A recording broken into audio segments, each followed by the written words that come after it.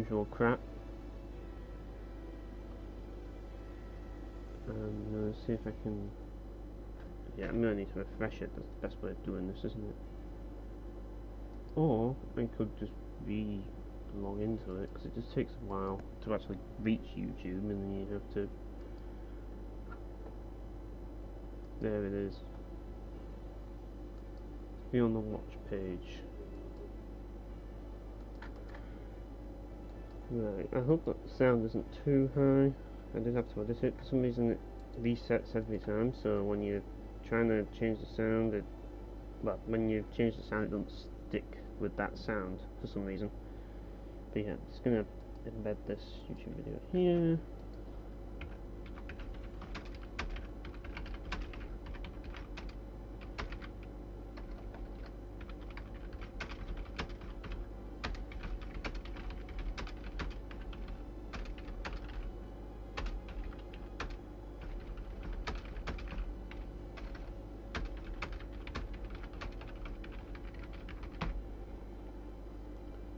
Yep, a little bit of self-promotion there. Can never hurt. But yes, I've got my page on, and now we're ready to go. So, really, what I've been doing recently, let's start off with that. So, I've got a lot of uploads coming. Like, a lot of uploads coming mainly on the 20th. So, you'll probably find a lot of stuff coming at that point. Like, I finished Painkiller on Trauma now, so you'll probably have seen the ending on Trauma now if you've been keeping up with it. That video is now up.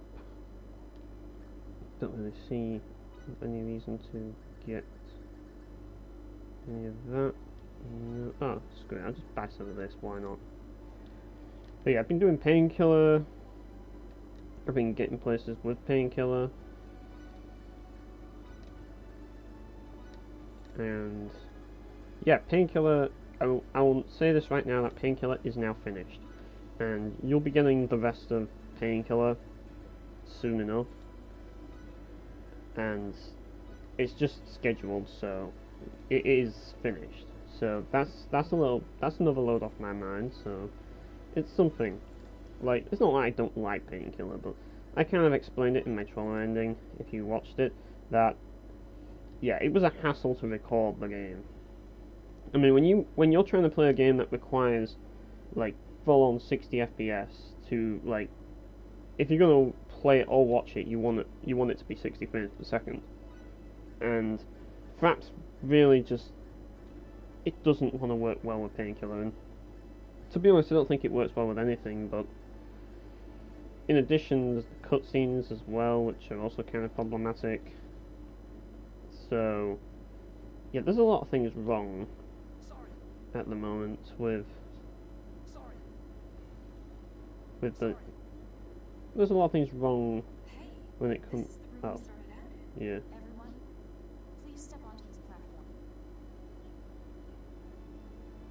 Oh, so that's why you have to go into the story, is it? So yeah, you don't get the thingy until now. I didn't realise that. But yeah, what I've been doing, like, as I say. Oh yeah, that was what I was talking about. Painkiller being hard to record. Yeah, basically, what it comes down to is the fact that, as well as the fact that it's got really really fast gameplay, at the same time, it also has CGI cutscenes. Now, the CGI cutscenes are really, really difficult to actually record. Like, when you're trying to record them on Fraps, they just go at like 5 frames per second, and when you record them on Video Share, they just sometimes disappear. And when you record them on OBS, it just crashes the game. So it was a bit of a pain to do that. But yes, that's what I've been doing in terms of Painkiller. And I also got another video, theory crafting video up. I'm not sure if people are going to watch that, but it's up there.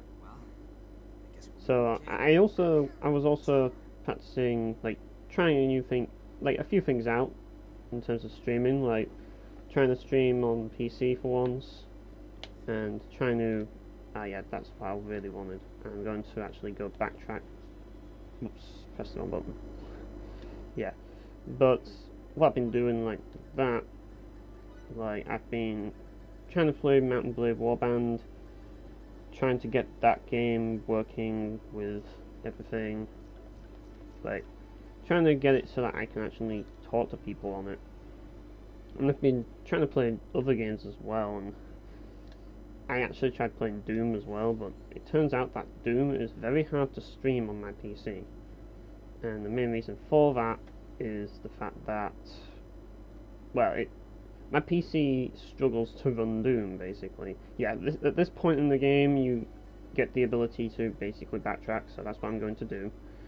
But yes, it's kind of annoying to actually stream Doom because it just really lags a lot, and it's mainly because of my computer. Like my computer is barely capable of running Doom, so when I stream it, it doesn't end well. So I thought, yeah, I'm not going to bother with that. So I tried streaming emulation as well. Like, yeah, that was another thing that I did. I streamed a bit of Star Ocean. It's unlisted at the moment, and that might be because, well, I'm thinking of a few things with that game. I'm thinking about a few things, but that doesn't mean that they are certain. But we'll see what happens. We'll see what happens later with that game. But let's put it this way, I have my eye on it, as I do need to finish that game at some point. Oh god, yeah, that reward. Like, I've forgotten what that thing does, but it has a pretty significant effect. Like, yeah, it has a... Oh, I keep pressing the wrong buttons. I keep thinking I'm playing something else. But yeah, that accessory is pretty significant. It's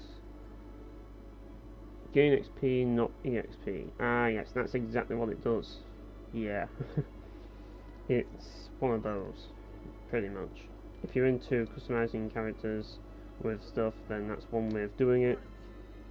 And I'm sure that that's all the quests I've taken. And yeah, there's quite a few things that you can take quest-wise.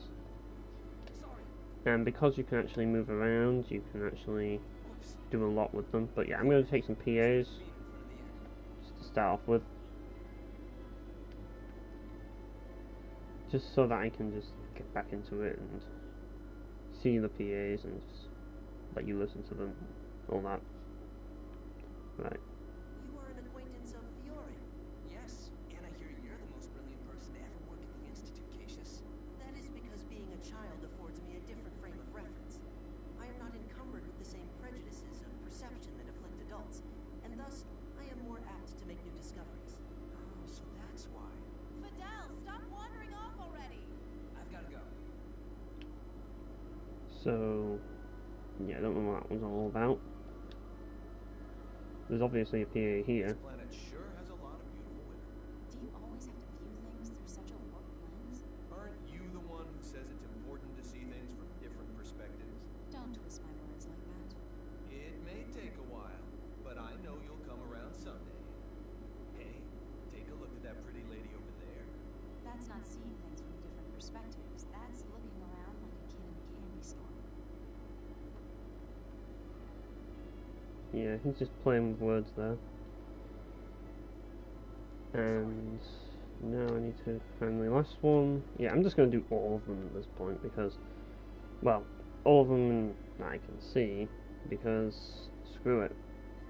This is early on in the stream, so it's the best time to do them. Fidel, there are kids here. I would hope Yeah, I haven't so. seen all of You have to these. be a kid at some point before you can become an adult. No one's born an adult. Were you a kid at 1.2, Fidel? Huh? Yeah, of course. I wish I knew you as a kid. I bet we would have had lots and lots of fun together. Okay.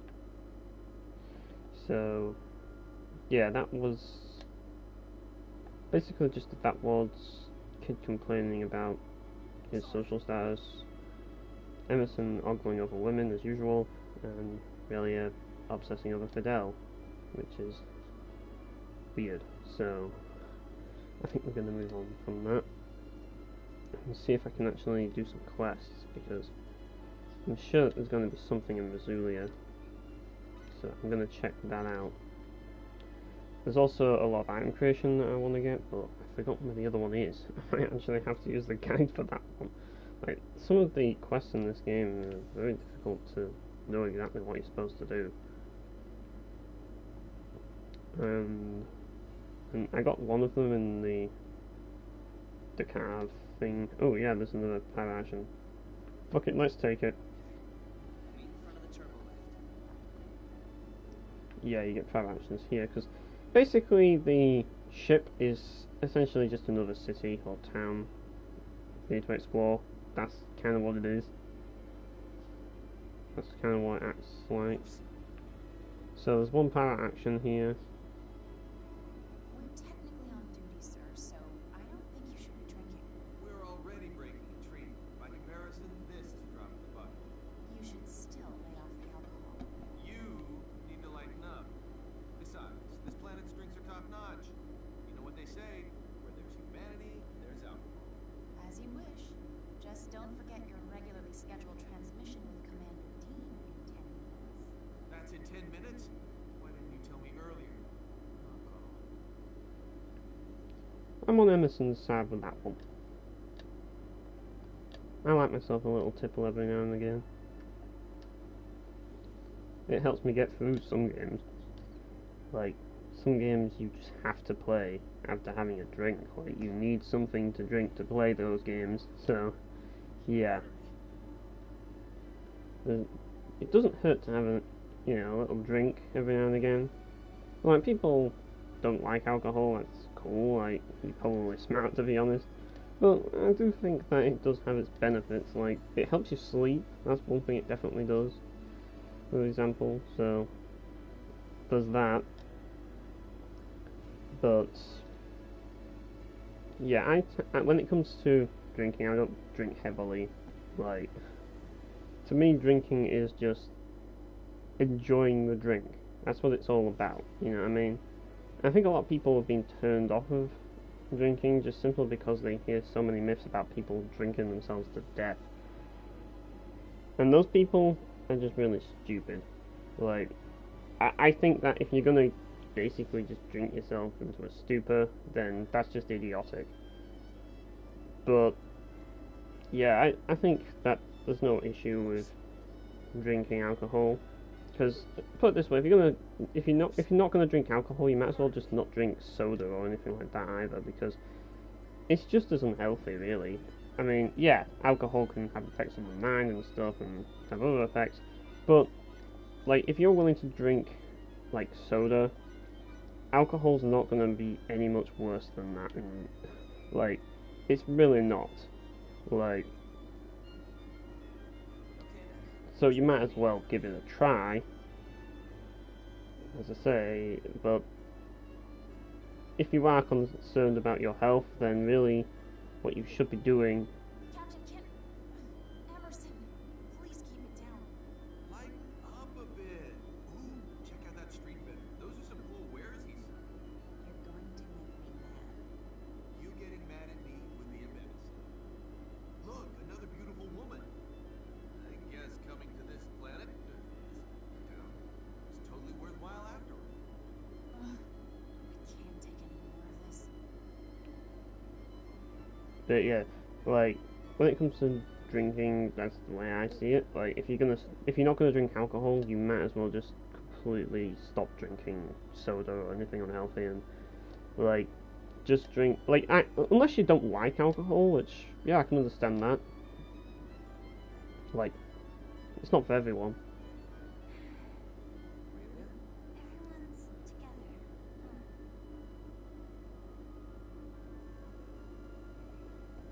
Yeah, I really need to cough, but I don't think it's appropriate to start coughing now.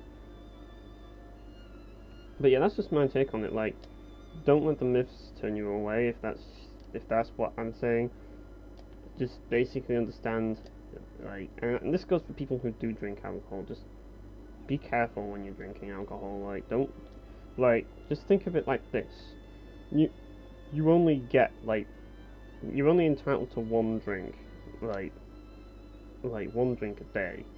Like, just think of it like that, and, like, just don't spend all your money on it. Like, just think of all the money that you could save if you didn't spend it all on alcohol. That's the way you've got to look on it. Like, it can be handy in small doses, but at the same time it can be, like, problematic. It's like any, drug. If you overdose on it, it's gonna have negative effects on you. So you really don't want to overdose on alcohol. Really, it's not a good idea. But yeah, like, if it's like taking tablets for health reasons, but you're not taking them for health reasons. That's why, as I say, it depends. Like, it's not for everyone, but that's just the way I see it. Like, I never really saw. I just don't see a problem with drinking alcohol at all. Like, I really don't. It all depends on how health conscious you are at the end of the day. And being health conscious is alright, but it's also important to note that it doesn't matter what happens in your life, like, or how you look after your health. You're always going to have health problems eventually. Everybody has them. Some more severe than others, but it does happen. It always happens. You can't really escape it. So it's a good idea to realise that. So what I want to do is find some of this, like, yeah, as I say, like, if you're going to, my philosophy is, or at least the way I believe, if you're going to do something, do it right. That's just the way I see things. Like, if you're going to, like, do something out of principle, you do it right. To some degree. I mean, yeah, I understand there's certain things that I do out of principle, and I do it mainly because it has other benefits out of principle in that sense. Like, it balances itself out. But like if you're gonna do anything for health reasons, like, then you should really focus on health in general. And that goes for anything. Like, if you're going to do something, like, you aspire the world to be a friendlier, more helpful place, then be friendly and helpful. Like, and stop thinking of yourself all the time. Put simply, you have to act on your beliefs. Don't just complain about things and don't act on them. That's basically the message of that. It's like, but like I say, like, not everything is for everyone, and it's the beauty of living and making choices. You choose what you like, but when you choose what you like, you've really got to stick to that. Like, unless you're willing to change your viewpoints and your principles and admit to change, you've got to basically maintain that and stick with things. I find that in general with a lot of things, people just don't have the tendency to stick with things. And yeah, that's usually why, that's a good example as to why the gaming industry is in such a state right now. Like, people are always willing to complain about video games. Believe me, people do. People love complaining about video games. People, like, you would think that gaming it would be very hard to please people because of how much people complain about video games. They do. In fact, people complain about video games so much that it makes our complaints look bad. And that's basically the gist of it. It's just like, you see complaints all the time, and it's sometimes over the most needless thing. And then any legitimate complaints, yeah, sure, they might have legitimate complaints and stuff, but any other complaints, nobody listens to because, well, their complaints take priority, pretty much. So yeah, you get all these things happening, and like you want to voice your viewpoint on it, and then everybody responds to you, and they're like, "Oh yeah, well, that's what everybody says." And like I had this today, like, well, not today, but like I think it was yesterday. Oh well, it wasn't yesterday actually. I actually posted something. Like I actually posted my Warcraft thing on Reddit, because why the fuck not? It's not like Reddit are gonna really make a big deal out of it. Well, even if they did, I wouldn't care.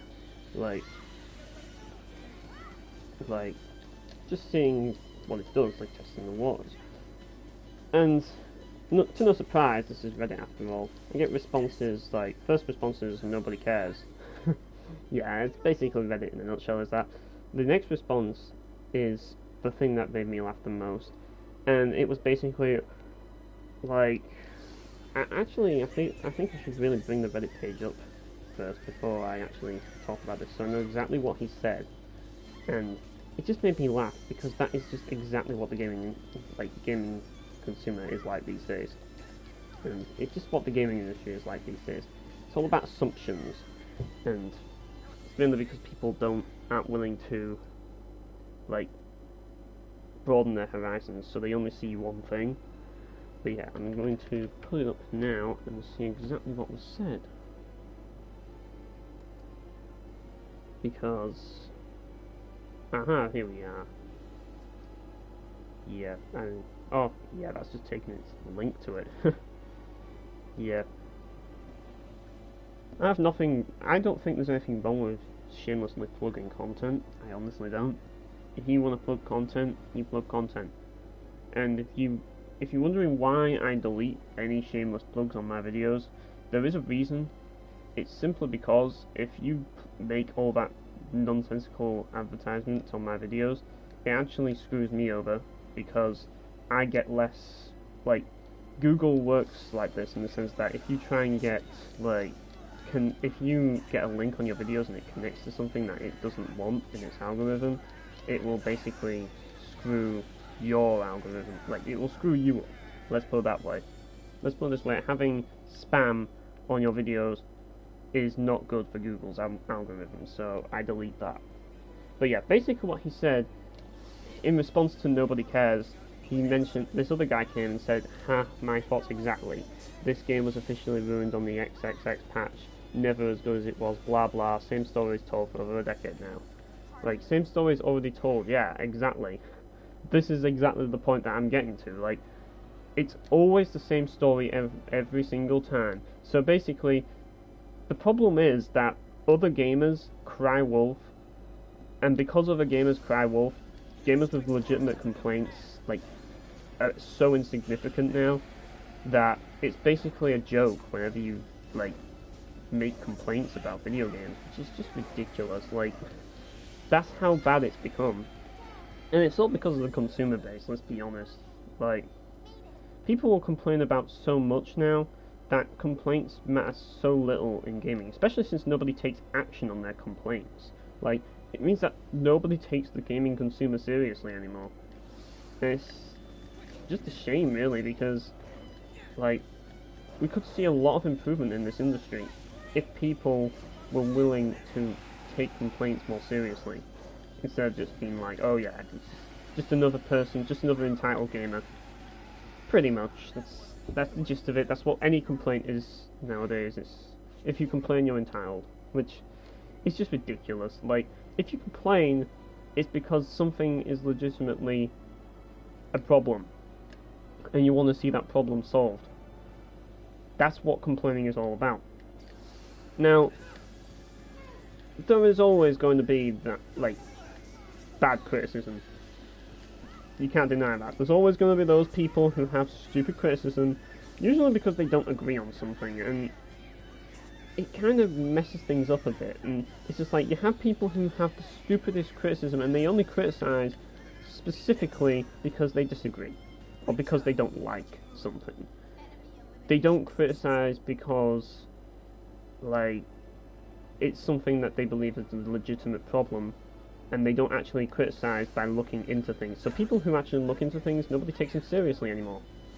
This is part of the reason why places like Reddit don't like me, because they see me as one of those people who just complains about everything.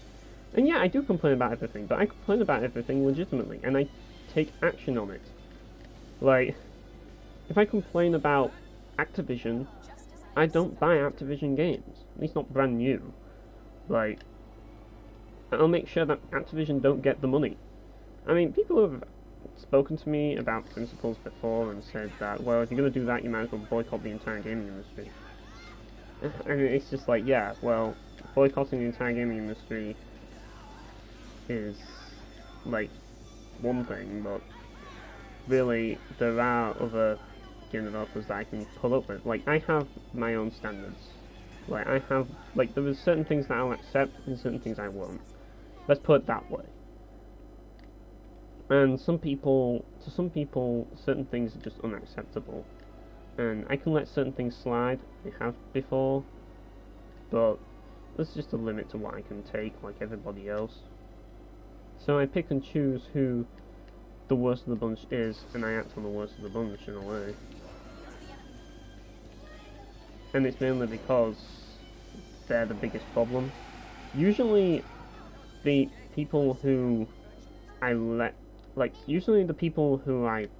off are people who basically are just following, like, jumping on the wagon. And that's not always the case. Like, look at Nintendo, for example. I haven't bought a Switch. Then again, I haven't even bought a Wii U.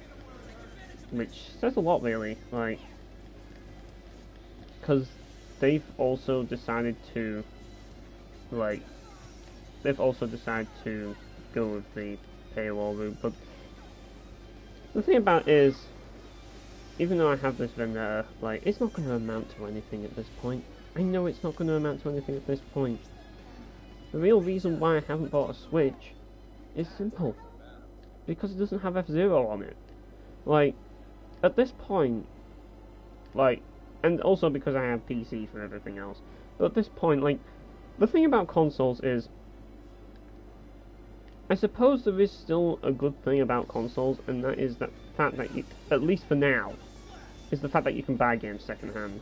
That's one thing that you can say that is still good about consoles, which wouldn't have been if it wasn't for, like, Microsoft getting, like, if Microsoft got away with their Xbox One, like, their original launch with the Xbox One, then, yeah, we could kiss goodbye to consoles for good. Like, consoles would be dead. Like, there'd be nothing left.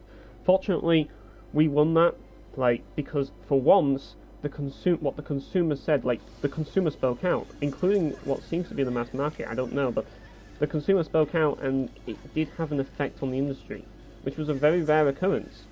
And that's an example, that's basically proof that we can make changes, we can change the industry. The consumer does have an influence over this industry. Anyone who thinks otherwise doesn't know anything about business. Because in business, the way it works is, you have to make sure that the consumer is pleased, or at least in most businesses, you have to make sure that the consumer is content or pleased with what's coming out, or what they're getting. And if not, they can complain about it. And if they complain about it, then in most industries they get results, and things change, because complaints are taken seriously. Like, for example, like, I work in tourism, so, like, when it comes to complaints, like, when I get complaints, like, when I look on the review site, where people can leave reviews, like, those reviews can impact the industry I'm working in. They can. Like, if I get a bad review, it can make a massive difference. It can make the difference between, like, a successful business and a failed business. And that's not to say that, like, gamers don't, like, complain about these things. Gamers don't point them out. They kind of sometimes do, but they don't act upon it. Whereas in tourism, they will act upon it. That's the difference. And this is why it's a problem. This is why, as someone who works in tourism, it kind of makes me a bit bitter, because I kind of expect more out of the gaming industry, because, like, you couldn't get away with what the gaming industry has gotten away with in any other industry. It just wouldn't work. Like, you would just get thrown out. Like, people would lynch you out of the industry. They would vote you out, and you're gone. You're nothing now. And, like, you can easily see industries, like, fall apart just because of consumers, like, having a strong voice against them. Like, even the biggest of companies can fall apart just because the consumer stands against them. I mean, the thing about it is you obviously have psychological engagement, which, to be honest, psychological engagement works for, like, pretty much everything in business. Like, every business has something that can psychologically engage, like McDonald's, for example. Like, McDonald's relies on its psychological engagement. But at the same time, it does offer something. It offers fast food, and it's called fast food for a reason, because you get it fast. You don't have to freaking make the food, and if you're hungry and you want food now, you can get the food. It might not be brilliant food, but you get the food. And they do make the food, like, have a lot of taste to it, so that people keep wanting to, like, crave it. It's like, I don't really eat much fast food, but sometimes I do eat fast food if like I'm hungry at this point and there's no other way to get food and there's a fast food restaurant next door. I will go to that fast food restaurant. Like, but I don't eat fast food often. Like, I really don't. But it is still kind of useful to people, so it still exists. And with games, because games are an entertainment, like, there's a lot more to it. There's a lot more depth, and that's why I try and do all my theory crafting videos, to find what really brings value and what really matters in gaming. And really what matters in gaming, like I've already mentioned before, so it's all about, does it really meet those standards? That's what it's all about. The reason why I do my theory crafting videos is so that people can understand they can understand what standards need to be met in a video game. Like, that's what it's all about. But at the same time, like, I really need other inputs. Like, I need more people to assist me in this. And this is where I come to another issue. The fact that, as a person who is arguably biased, and I'm going to get to this soon, because I have a video talking about this, and it's going to be released later, but as someone who has a bias to games that are, like, experimental games, like, I'm biased towards experimental games, I really don't know what makes methodical games engaging. Like, I can't really explain it, nor can I put my finger on it, which kind of limits what I can do in my content, and honestly, I need a second opinion on this. I need somebody who knows these things. Like, you see, this is the problem. Like, I'm just one gamer and out of many gamers.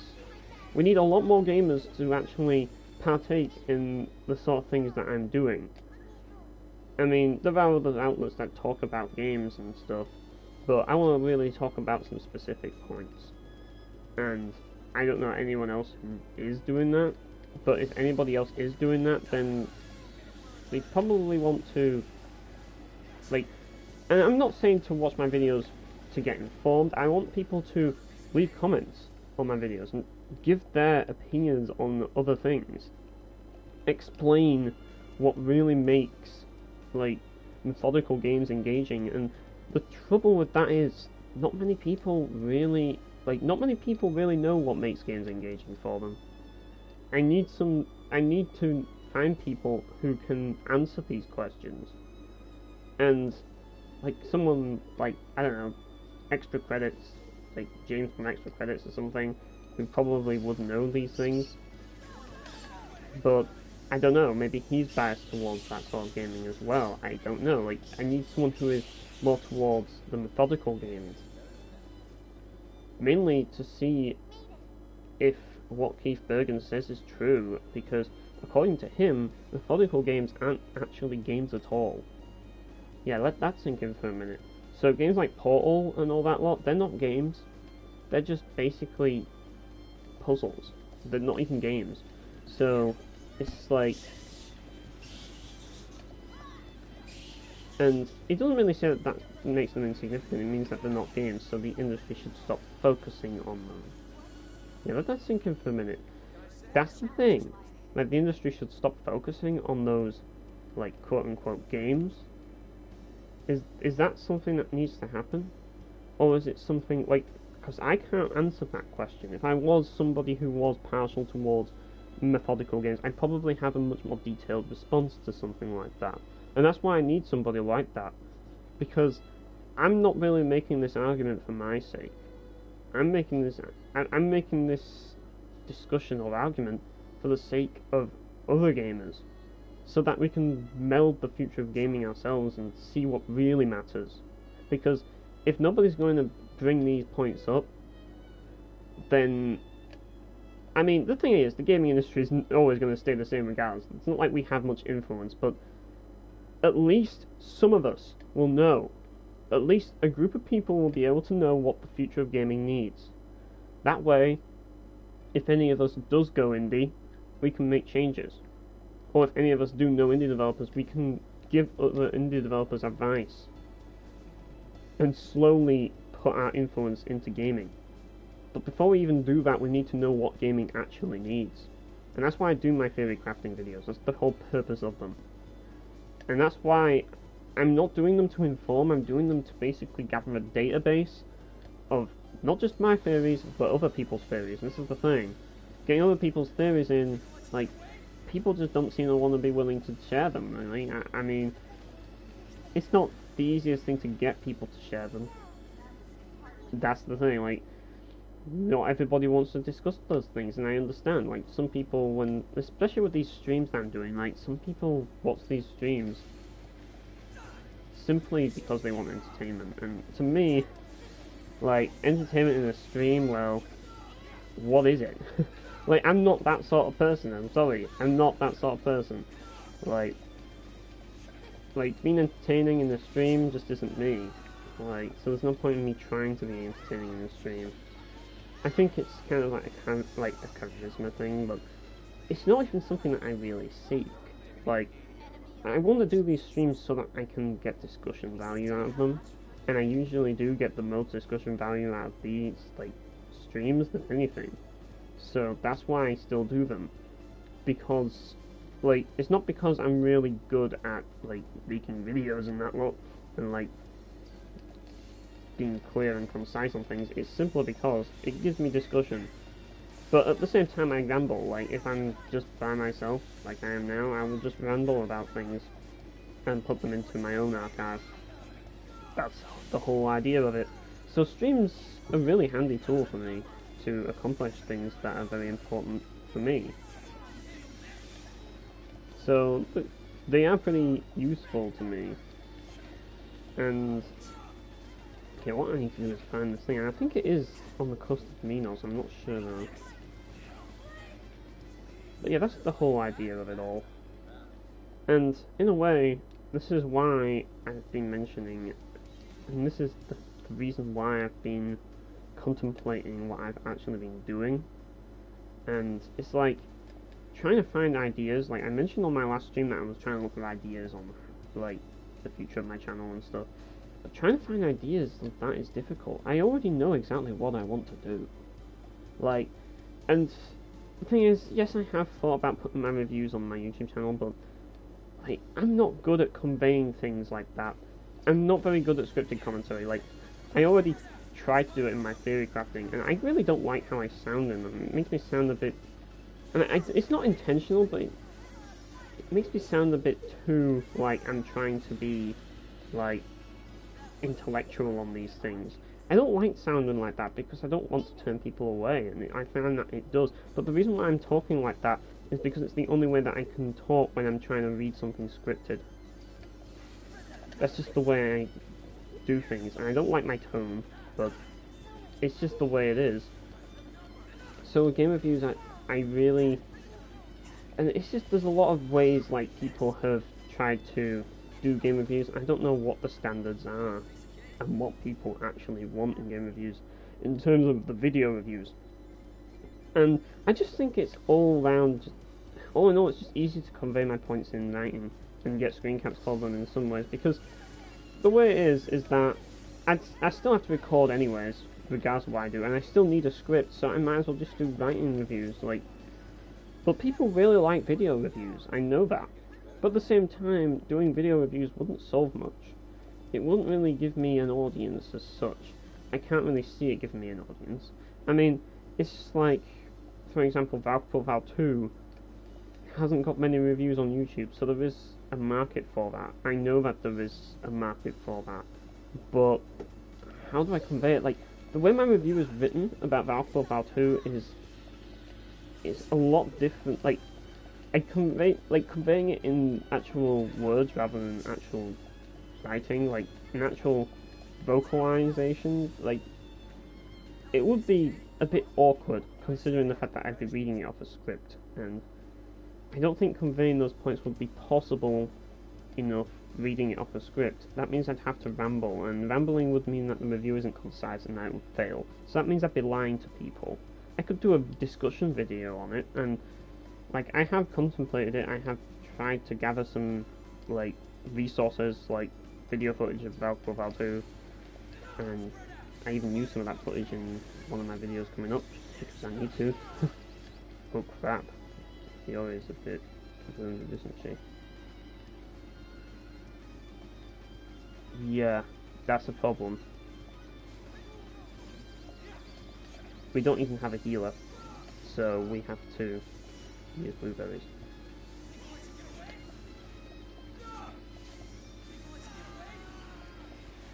Yeah, that's one of the big things that you have to be careful of. But yeah, these guys are pretty tough, so they're one of the quests that you have to do. All I'm gonna say is at least they keep the quests like easy to actually start. Like I don't like. Yeah, it's not the most like detailed form of side quest, like for example in Nier or Amara, but as long as the quest just gets straight to the point and you just do it, like the notice board thing. If you're gonna do fetch quests, I hate games which I hate when games like try and push like fetch quests, but you have to talk to all these people before you do it. It's kind of a nuisance to me. And stuff. Yeah, trying to find this. I think it's on the coast of Minos, but I'm just gonna fight everything because you know what I'm like. I fight everything on the map. I don't waste any time. Considering the fact that I'm playing on Chaos, it's probably the smart thing to do as well. I get some SP and some EXP. You know, it can never hurt when you're playing on Chaos. But yeah, there's these guys over here. Another thing that you might want to know about this game is that as you explore areas, the enemies will change. So I think you've probably already noticed that by now, but the enemies change to match your own strength. So the enemies are constantly changing. That doesn't mean that you can't over level for these enemies. You can, but it's just like the enemies just get tougher with each story section. So yeah, they don't match your levels though. There's no level scaling or anything like that. That's not what it's all about.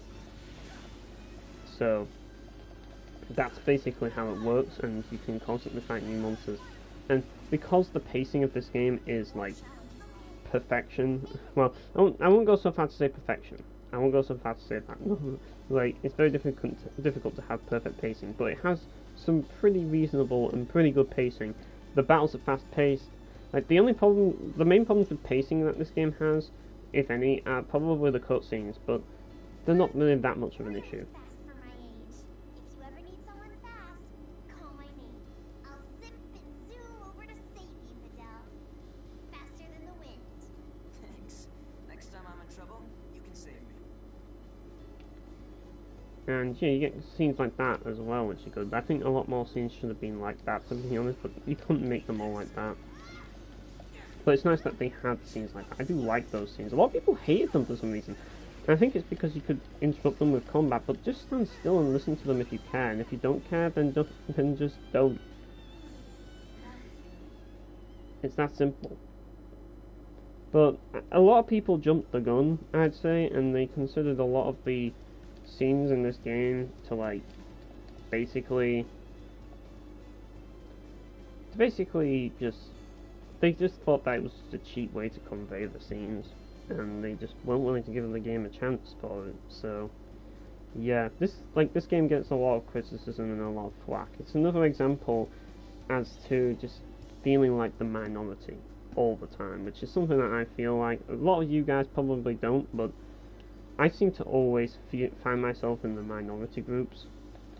Like, I always do. Like, there are games that I do sometimes like, and it's like, for example, I am kind of enjoying I am sort of enjoying Nier Automata, so, like, it's not like I hate all big budget games, which is funny because it's not big budget. I give that a game a chance. It's not perfect, it definitely isn't, but it doesn't mean that I can't enjoy it. So, yeah. I will say that I'm enjoying that game, but there are games that I don't enjoy. A lot of games that are, like, very popular, but I don't enjoy. More attracted to your position. Were they? Oh well. Power's one thing women find attractive in men anyway. And that's why you're not popular here. Ouch, that stings. Yeah. Paul Emerson. But yeah, that's just the way things are. Like, people don't really agree with my points, and it just makes things a bit awkward for me at times because I get a lot of hostilities, which is kind of expected. I'm not really complaining. That's kind of expected. In everywhere I go, well, aside from one place that I go, like Bathing It's Just Dreams, I never really have that issue. Like, but I usually get those problems. Which, yeah, it's cognitive bias really, but it really, like, being in the minority all the time, well, a lot of people might see it as cool as being, like, hipster and that. It kind of isn't. Like, it really isn't cool to be in the minority. Not really. It's actually kind of sucks because you know for a fact that what you're trying to support will never, like you'll never be able to save your favorite game if it goes under because, like, there's not many people backing it. Like, you know, it's part of the reason why I'm a pessimist, because I know that there's a lot of games that I'm just not going to enjoy because they don't target me, and then there's the games that are coming out that I do enjoy, and I know that people are going to give them flack because, well, yeah, there are a lot of reasons, some more plausible than others, but in this case, people aren't going to do it because, well, there are reasons why people don't like this game, and I can kind of understand them, but I don't think that the people have given this game a chance, and people haven't bothered to understand the game. Like, I do think it's important when you are criticizing something to try and emphasize with the game makers to some degree, and to understand why these things happen. I know it's difficult for me to do that sometimes, but when you're trying to really impact a game's sale-wise, like, you really do want to see it from their perspective as well. It's always a good idea. Like, we all do it, we all say this, but ideally, like, it's something that I really want to try and do in some way, and try and see if I can empathize with their perspective. I mean, the thing is, like, there's always going to be game developers that do stupid things in games, and it kind of annoys me, and I just don't see the logic in it. Like, for example, the camera angles in Nier Automata, but I understand why they do it. It's not that I don't understand why they do it, I know exactly why they do it. They do it because they want to break the mold, and it's a way of breaking the mold. I don't think it's a practical way of breaking the mold, but it is a way of breaking the mold, and if anything, Yoko Taro has taught me, like, over the years, like, well, with many of his games, he's not really practical with his ideas. He's not. He's just one of those people who will do anything and get away with it, and people like that. People like the fact that he's not afraid to do things, because sometimes when he does throw an idea out there, it actually works, but other times it just doesn't. But people like it anyways just because it's odd. That's kind of how Yoko Taro has earned his fame in gaming, because of that. And, like, making a successful game and making a good game is very different to me. Like, anyone can make a successful game. It's like YouTube videos. Like, a lot of people say, oh, I make good YouTube videos because I have lots and lots of views and shit. No, that's not really the case. It's not. Like, your video just gets the attention of others. Like, if you want to get the attention of others, then yeah, you're gonna get success. But it depends on what success you want. Like, what type of success are you looking for? What is your goal? Is your goal to make money? If so, then yeah, that's all you need to do. I don't like saying this, but that's all you need to do. Just grab attention, and like, it doesn't matter how good or bad your game is. If it attracts attention, you've already won, because you're gonna get people playing it regardless, out of curiosity or otherwise. It's like, that's what gaming is all about now. It's all about that, getting attention. So that's to all you people who are designing indie games. There's my advice to you. Ultimately, that's what you want to focus on: getting attention. Come up with something that's going to have a massive political effect on people, or just really, like, something that can really grab their attention. Like, you've really got to look at things that are trending, and also you just got to look at, like, you've got to look at things like what's actually going on at the time, and take advantage of that. That's what it's all about. That's like any product really, but for gaming, it's like that more so, because like the way the consumer base is right now. Like, the consumer base is just, that's all they're focused on. They just want to like see what's trending and pick that up. If you're not trending, then you're only going to attract a small portion of that consumer base, and in certain cases that's not enough to make you money. But like I say, I don't like talking about these things because I am that small part of the consumer base. And if it was up to me, I would say support the small guy, support the little guy, and if you do support the little guy, then we will support you, but that support might be seen as insignificant to some games. Let's put it this way: if you're going to like if you're an indie developer and you follow the things that I that I mention about games and that lot, like in my theory crafting, you're not going to get success unless you want to make a good game. It depends on what you want. It depends on what you define on success. Like, if you're just wanting to make a quick buck or something, just get out of this industry. You're not going to make any money. Just quit right now. If you just want to make money, don't develop games. Just don't. It's not worth it. There's no money in game development. If you want to make money, go into something like finance, or like you're a lawyer or something. They make money. They make lots and lots of money. If you want to be a game developer, it's got to be more than just the money. You really need to have that vision that you really want to share with the world. But at the same time, you also have to be aware of the reality. Like, you aren't going to get the position of a game director that easily, and you are going to have limitations. You have to be aware of your limits and work with you have to have a game plan as to how you're going to work with what you've got. Like, you've got to know exactly what you're capable of. You've got to have like a goal that you're capable of reaching, and you have to strategically plan out that goal. How are you going to attain it? And you've got to know these things before you even start developing a game. Like, what's your audience? And like, Brian Chambers talks about this on his YouTube channel all the time, so I'm not bullshitting people. This is just the way business works. This is it. Like, just watch his YouTube channel and you'll see exactly what I'm talking about. Brian Chambers he's basically a YouTube life guru, but at the same time he talks a lot about business and stuff. If you're into that sort of thing, then check him out. He's probably one of the best of the bunch in some cases. He's kind of an informal style of that sort of thing, but yeah, he says that in other businesses, and it applies to gaming too. Really, it's all about how you strategically plan your games out.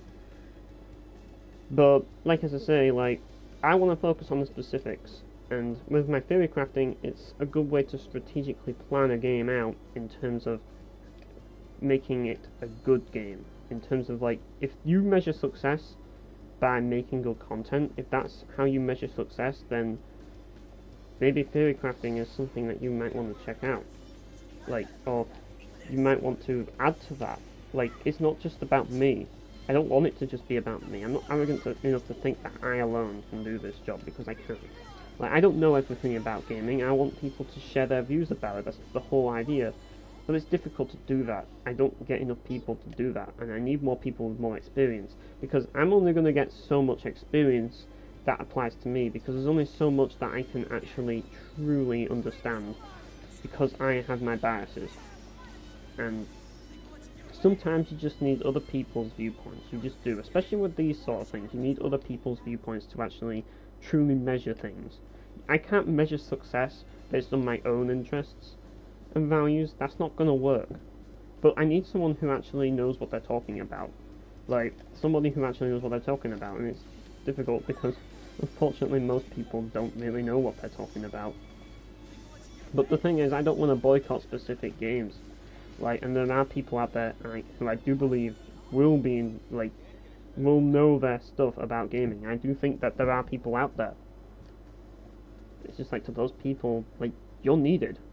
This is your time. Like, whether or not you do it with me or you do it by yourself, you need to start doing something. You need to start getting out there and getting your points across. Like, I want to invite those people to make these discussions. That's what I want to do, so that I can encourage it. But if you're willing to do it on your own, then inform me on it. Like, just inform me on it, and I might check you out. Like, because that's exactly what I want to happen. People need to start making these discussions. People need to start discussing gaming, like, more seriously. Like, we need more serious discussion about video games. We do. Like, because, and it's just like, you know, we've got things like James, like, extra credits and stuff. Like, he kind of does that. Like, I've watched some of his videos and stuff, and he makes a lot of good points in them. Like, for example, his game review video. Yeah, that basically says it all. You don't make money for doing it, and he basically just outright said that. Like, he just basically says a lot of stuff like that. So, it's kind of, a lot of that information is kind of obvious to me now because I watched that video. Like, I watched those videos. So, really, like, that's just the thing, you see. Like, there aren't many extra credit style people around that are big and known. The people that are there are very hard to come by and very hard to, like, they don't like to collaborate. I haven't seen anyone collaborate and do that. Like, it's not for everybody, I know that, but I just want more people to do it. I want to get more of the everyday gamer to actually start, like, thinking about these things and discussing these things.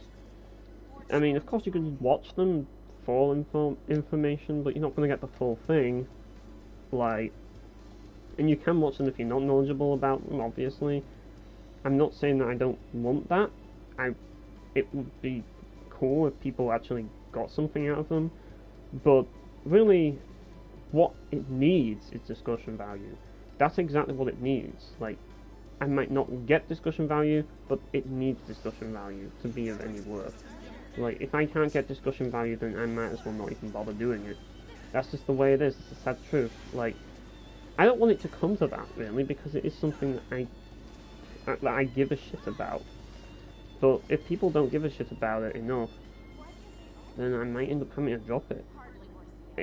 And to you people, like, you might think that's fine. And in that case, I probably will drop it, but it will kind of sadden me a little bit that people don't want to talk about these things, but at the same time, like, ultimately the viewer is what matters, really. Like, if I can get some discussion out of gaming, that's something. Like, I'm not expecting too much, but it's just that's ideally what I'm looking for. I'm looking for people who are willing to bring that to the table, bring what they have to say to the table. I want people to intrigue me and interest me in things that they say. That's what I want, really. Like, because if people can find solutions, especially, then we can actually start going with these things. Maybe actually start thinking of ways to solve problems. That's something that I think we definitely need to do. Like, it's something that I try to do a lot. It is something that like, I'm kind of skilled at that by nature, but not refined enough to be good at it. But what I want really is somebody who is refined enough. It's like when I talked about, for example, the whole Jim Sterling idea, like with Jim Sterling complaining about Greenlight and wanting this new replacement, which hasn't worked. It obviously hasn't worked. It's just, like, Jim Sterling's just caused more trouble than he has good, really, because he's basically given Valve access to game developers' money. Basically given Valve an excuse to cash in on these, to cash in on it, pretty much, with their new Steam Direct idea, rather than anything else. Like, I'm not really sure about the specifics, to be honest. I'm not going to say too much, but really, I don't think that Jim has changed anything good at least, because there's still asset flips on Steam. So getting rid of Greenlight wasn't a good idea, and I always said, getting rid of Greenlight isn't going to solve anything, Jim. It's not. It's not going to solve anything. All you're going to do is create another evil that is just the same as Greenlight. There's only one way to combat it, and that's by monitoring it. We need... What Valve really need to do is to get volunteers like, they need to start looking for volunteers, and we need volunteers that are willing... Interested in signets? Tell me what your interests are. Huh? I guess good alcohol and beautiful women. And why do you like them? There's no logical reason. I'm just drawn to them. Exactly. Now do you get it? Gotcha. That makes sense. But yeah, that's basically the way it is, though. Like... I completely forgot what I was saying now that I've watched that cutscene. But it was something quite important, so I wasn't trying to remember what I was saying. I think it was about game design stuff, I'm not sure, but... Oh yeah, that's what it was about. It was all about Steam. Well, what my idea was, and this is something that I can't really do because, well, I'm not famous enough to do this job. I'd do it, but people wouldn't hire me or anything or allow it, volunteers. But what people need is curators to volunteer, like voluntary curators to basically moderate the Steam page. That's what they need. It's a simple solution. Why it hasn't happened yet is beyond me. Like, I think the best way to do it would to be have a voting system that curators can vote with, and basically just vote games off the Steam page. But you couldn't just give that right to everyone, because if they did, then there'd be trolls. So you need to have established curators do it, and you need to give them a vote to do it. If they all vote a game off, then it's off Steam. That's the simple solution. Now, yes, my idea kind of screws over like the small critics like myself, but like, really, it all depends on the big critics. Are they willing to do this? Because if they're not willing to do this, then they're just freaking sellouts. It's that simple. Like, all I can say to you, Jim Sterling, is you should be the first person to volunteer for this. Because if you aren't the first person to volunteer for this, then you're just a sellout as well. Like, you're just another person with a voice who is unwilling to act. And it's just like, I wish I had your position, because if I did have your position, I probably would be in a better place to act. I would go to Valve and say, yes, I would do that. But I'm not going to judge Jim. I kind of have faith in him that he would do the right thing if he was given the opportunity. He already does Greenlight videos anyways, so really I do think he would be capable of moderating it. The worry that I'd have is, would other people be willing to do it? Because you need more than just him, and I doubt Total Biscuit will want to do anything that doesn't involve making money. Oh no, like, you can't have Total Biscuit doing anything for the community. Like, he hates the community. Like, he's muted the community, fuck the community. He's so like self-interested in Total Biscuit. That's the problem with him. Like, he's so self-interested that he doesn't want discussion. Like, he avoids it. He doesn't want to make a difference in the industry because he doesn't want to discuss. So he's just in it for himself. That's all there is to it. He's just in it for himself, and I don't think you could rely on him to do any of that stuff. Like, in terms of his own video content, yeah, he'd probably do it, but actually moderate and do work for no money, that would be so hard for Total Biscuit to do. Like, he couldn't do that. He couldn't do that when it comes to video games, at least. I don't know if he does any voluntary thing. I think he's done some charity streams, probably, but we all know why he's done them. It's mainly because, but I suppose he has his cancer, I suppose, which might be a reason why. But, like, that's if he has. I'm assuming that he has. I'm not saying that he's completely evil, but there is always some sort of self-interest in everything that people do. That's just the way it is. And in Total Biscuit's case, if he did do a charity stream, we know that it would be for the sole purpose of trying to get some publicity for himself. But it's like, come on, let's not lie, people. I'm not so, like, I myself am not so, like, ashamed to call myself a, like, self-interested person in some cases. I am self-interested. We are all self-interested. But it just depends on how self-interested we are and what we're willing to do. That's what it all comes down to. So, like, I don't think that Total Biscuit would give enough of a shit. He might give enough of a shit about certain charities, but he might not give enough of a shit about gaming. Like, he might say, I just want to focus on my video content and that's it. I don't want anything to do with helping running Steam or volunteering to make a better part for gaming. That's not going to make me money. That's not going to make my channel big. Like, it's not going to help me at all.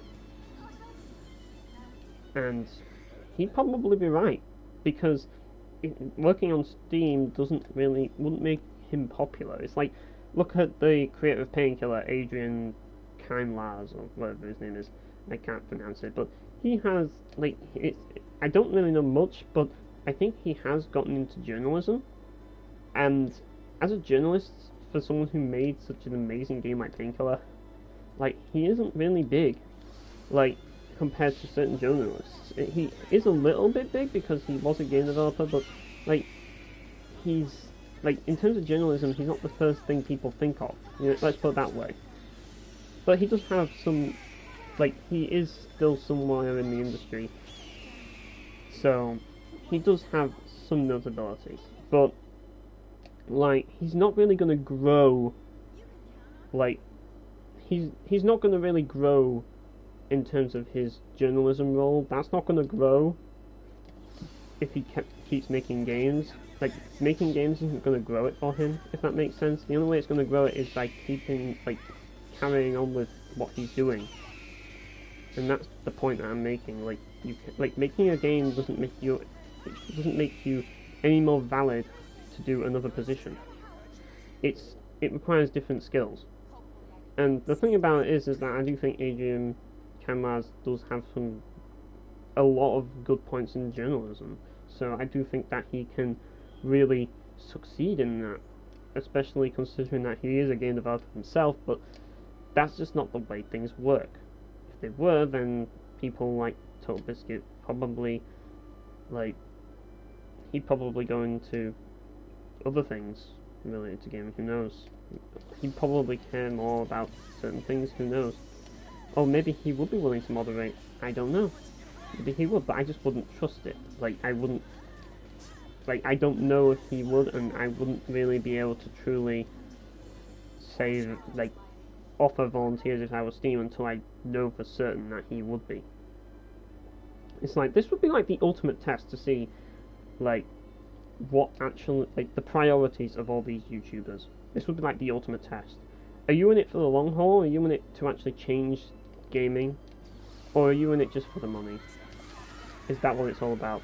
It's like, you can't, I can't see Review Tech USA ever, like, ever volunteering to, like, sort out Steam Greenlight or something like that, or Steam Direct. I couldn't ever see him doing that. That's not going to happen anytime soon, so I wouldn't, like, you just can't really, I just can't see it happening, like, because he is obviously one of those YouTubers who is self-interested, and a lot of things he covers are things that are trending.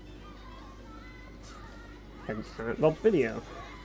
Yeah, like Silent Rob mentions like the whole like ViewTech USA stealing his content, which to me, like, if someone took my content, honestly, I would be pretty glad. I'd be like, yeah, people are actually spreading this discussion, and it's actually working.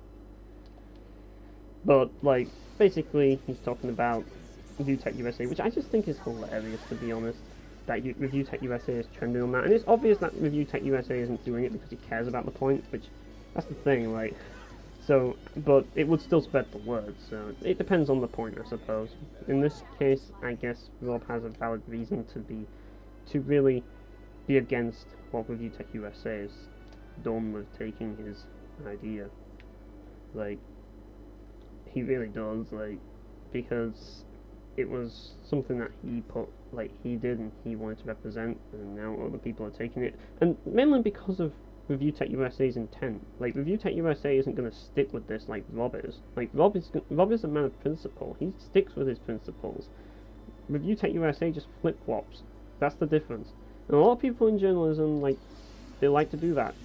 They like to... But a lot of people in general like to flip-flop. It's the way it is. But if I flip-flop, I make people know about it. It's like, I flip-flopped between, like, console. I used to be a big console fanboy. I did. But then I flip-flopped. I think this is the guy that I need to deal with. Then I went to PC, and I'm not exactly a PC master race, but I'm a PC gamer. I mean, it goes without saying, I'm playing on a console right now, so you can't really say that I'm completely... Well, I kind of am anti-console, but there's a reason why I bought this console. It's for this game, and for other games.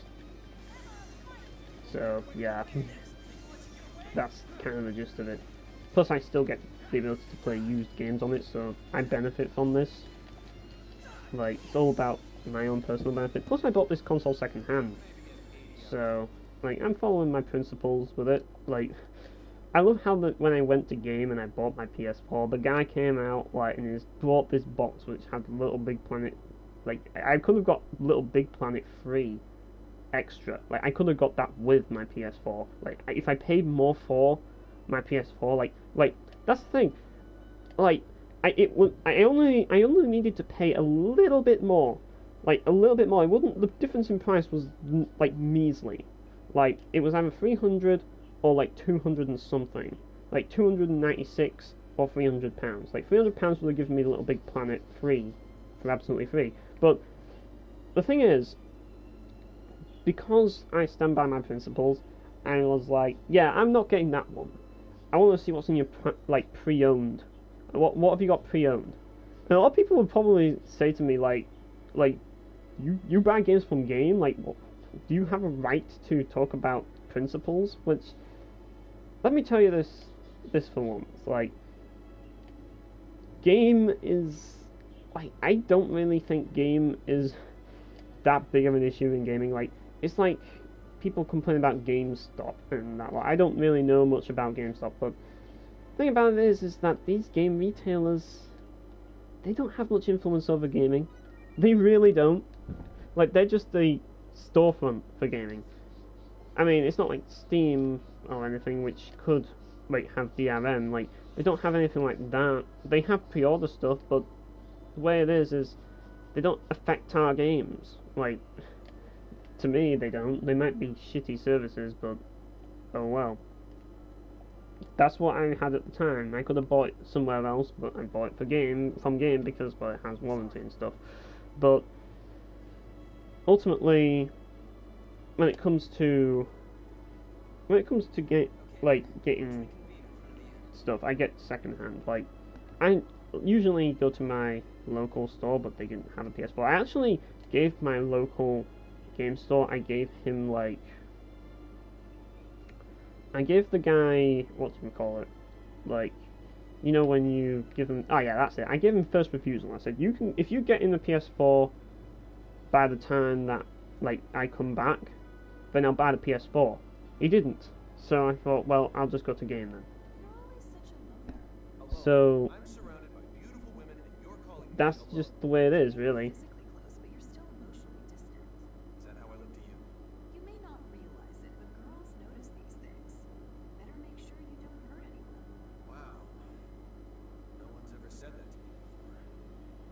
that's a bit of a nice burn right there.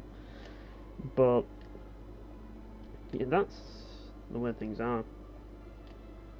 So I bought my PS4 and I bought it second hand, and I bought it for like 296, which was like £4 less. And I didn't get Little Big Planet free, but that's okay. I wouldn't have played it anyways. Like, it's come to the point that if I'm not gonna like dedicate myself to a game, then might as well not even get it. There's no point in paying for something that you're not going to dedicate yourself to. Like, even if it was £4 extra, it wouldn't have been any more worth it, because I wouldn't have even played, like, Little Big Planet. Like, I like creativity in games, but Little Big Planet isn't focused enough for me. I need something with more focus. That's another thing I wanted to talk about, as well, is I want to talk about more focus in game mechanics, more focus in gaming, and how important it is for people to actually start focusing more with their games. Like, people start focusing on really what it is they want to do, and it's part of the reason why I started the 3 main principles thing in the first place, to really drive that point home. I'm not saying that the 3 principles are the be-all and end-all of game design, even though in some cases they are. I'm basically saying you need to know this so that when it comes to actually focusing on the important things, you know exactly what you need to focus on. That's why I did the principles video. That's why they're so important and why I keep talking about them. Because focus is so important, people. It really is important. You need to think, you need to design your games to be built for purpose, on purpose, so that they are focused. Because if your game is built for purpose, it will be focused, believe me. Or at least focused enough. Because you'll have, like, everything will have a purpose, and it will all work, like, everything will work with each other. And that just makes things better in general.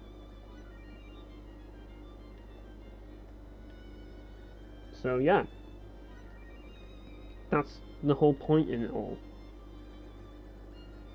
Yeah, there's plenty of quests I can achieve. Ooh, I got a swordsman manual. Great. Yeah, I wanted that. I can learn a new move.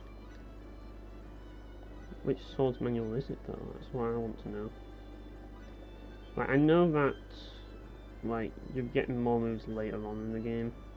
Oh, we've got zoology. But what I want to do is see what I can learn. Oh, I can learn shotgun blast. I kind of want to maybe save that for Victor. Like, definitely save that for Victor, because I think he might have something really good in place of shotgun blast. But I don't know. Like, I haven't really used shotgun blast that much. Like, I wasn't really too fond of it in Star Ocean until the end of time, to be honest.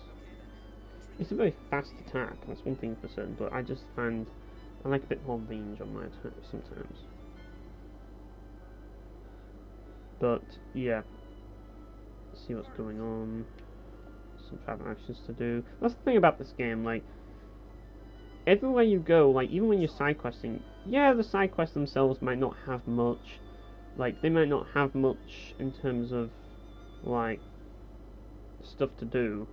But, well, let's put it this way, the side quests themselves might not be deep, but the game makes up for it. Like, it might not be like Nier Automata style side quests, but the game makes up for it by with its private actions, and how the private actions are presented.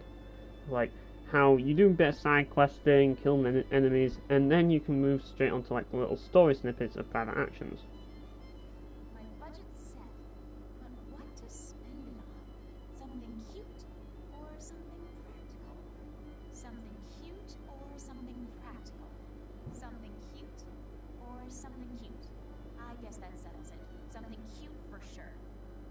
To be honest, that was actually quite relevant to the discussion, was that private action.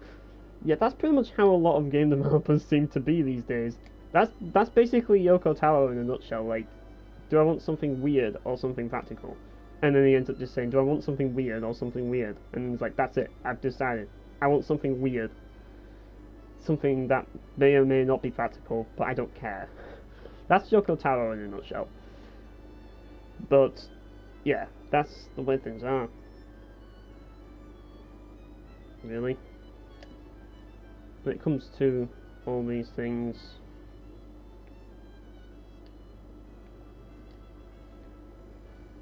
as I say, Yoko Taro is an example of what happens when you don't really focus, if that makes sense. Focusing is very important. Like, if you focus, then you get the right ideas, the ideas that are important. I learned something. I was told that when you're together with someone and it's fun, that's called being friends. Fidel, are you my friend?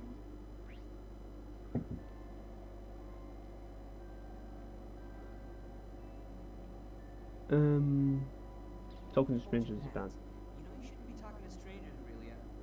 Fine. I'm sorry. Oops.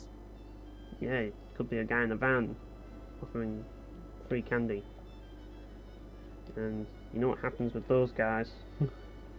But yeah. That's the basic thing, gist of it really, but there is more to cover, like... Yeah, that was Yoko Taro, yeah, that's it. That was Yoko Taro's point. And, like I said, there are other points. Like, Yoko Taro made, he has his style, people like it. But at the same time, there's also people who want more focus. And that's the thing, it's like, I just think it's important. Especially if you want to make like memorable experiences in your games, you want something that people stick to. Like, well, yeah, you can say that Nier Automata is a memorable experience because it tries a lot of diverse things, but I think focusing on things is also really important. People undervalue it. Let's put it that way. So really, I'm not saying that, I didn't mean to really say memorable, like that wasn't really the word, but memorable for the right reasons might be the word. Like, let's put it this way, a game that has focus usually ages better than a game that doesn't. Not always the case, but sometimes, usually that is the case, sometimes it doesn't, but like, you can tell, like, if everything has a purpose, like, yeah, sure, like, there might be games that beat it, but the problem is that's not what the gaming industry is doing right now, and that's basically the reason why I want to bring it up. Focus, especially in the AAA industry, focus isn't really a big part of gaming, so it's something that people need to start capitalizing on and actually like start looking at, because it's an opportunity that people have. Like, if you want to make games, this is your time. Like, this is where you want to start to look at. You want to look at focusing your designs to see if you can make something that is better than other AAA games. But another thing to take into account is that, unlike the AAA, you don't have much money to throw about. So if you focus, then you get something right. Then your game is somewhat memorable for something. If you don't focus, your game will not be memorable. And this is the thing, I cater to indies. Like, I don't really cater fully to indies, but my theory crafting caters to indie developers primarily, not the AAA. Because guess what? The AAA, they already know the three principles. They already know the principles in their own way. They might have their own definitions of it, but they already know what matters about video games. They just choose not to do it because they know what the market wants. It's all about the market and what the market wants, not about how good their games are. But as an indie developer, you can't really rely on the market anyways, so you really need to pay attention to these things. You need to understand what players really want. And by focusing, then by knowing the principles, you can focus, and by focusing, you can get results. You can make a memorable game just by having very focused mechanics. It might not be as memorable as a AAA game that has good mechanics, but also tries to do lots and lots of different things that may be impractical. But like, you can't make games like that. I'm going to be real with you. It's impossible to make a game like that if you're an indie developer, because you don't have the money. So every penny has to be worthwhile. It has to go into making something truly valuable. That's how indies have to be. That's how you have to look at your games and start. That's what you need to do when it comes to game design. focus. And when it comes to focusing, try and focus on something other people aren't focusing on. It's not easy. I'm not saying it's easy. It's definitely not easy. People know a lot of things about games, and people have tried already to change things. Like, let's put it this way, if you're not doing it now, why aren't you doing it? Like, I suppose you could actually send that question to me, but I know exactly why I'm not doing it. It's because I'm not good at it. Let me know right away if your feet start hurting. Okay? Okay, I'm fine. Thank you. She's such a good kid. Cute to boot. Just don't get what the Kronos want with her. What's wrong? Oh, nothing. Just talking to myself about what a wonderful kid you are, Squirt. But yeah, it's because I'm not good at it. I know for a fact that I'm not good at actually making games. It's not what I'm good at. Yes, I'm good at getting ideas as to like theory crafting what would make a good game. A lot of people kind of are, but at the same time, anybody can have the ideas, but not everybody can put them into action. I've argued before that ideas people are they have no value because there's too many people with ideas in the world. There are, and I'm just one of those people. So there's nothing really special about me or any of these people because we just have ideas and we're not putting them into practice. Because we don't have that capability. And we know that we don't have that capability because we've examined what we're good at.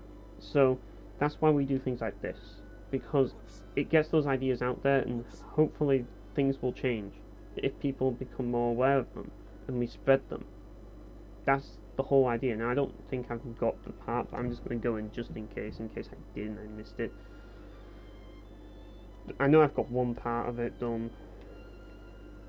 I just need to get this one part and I don't even know where it is.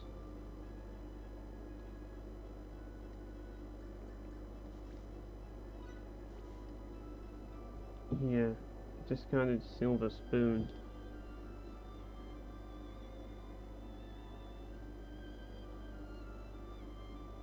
So yeah, like, the car footpath, that's where both of them must be then.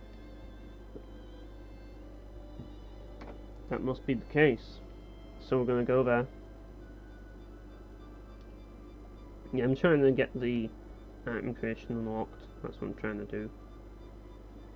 Yeah, this game, like, if you're not big into fetch, like, if you really are against fetch quests, I can understand why you would be so opposed to this game, but the way that it's paced is so, like, it's so lightly paced, if that makes sense. The pacing is so light that you really don't feel like you're making, like, you don't really feel like you should be making progression, even though you are, because you're making progression constantly. You're making very fast progression in this game, where most games you wouldn't make such fast progression.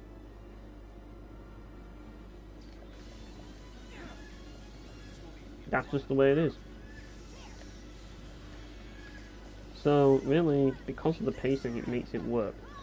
If the side quests in this game were horribly paced, then yes, I'd understand people more. But they're not, thankfully, so yeah, it's not that big of a deal. But yeah, side questing in general, I do think, though, that they do need to improve. This game kind of makes it work with its private actions, but I think in a lot of games it is a bit of an issue, is like when you have side quests that are just nothing more than fetch quests. And I'm not saying that the industry isn't improving on this, they are.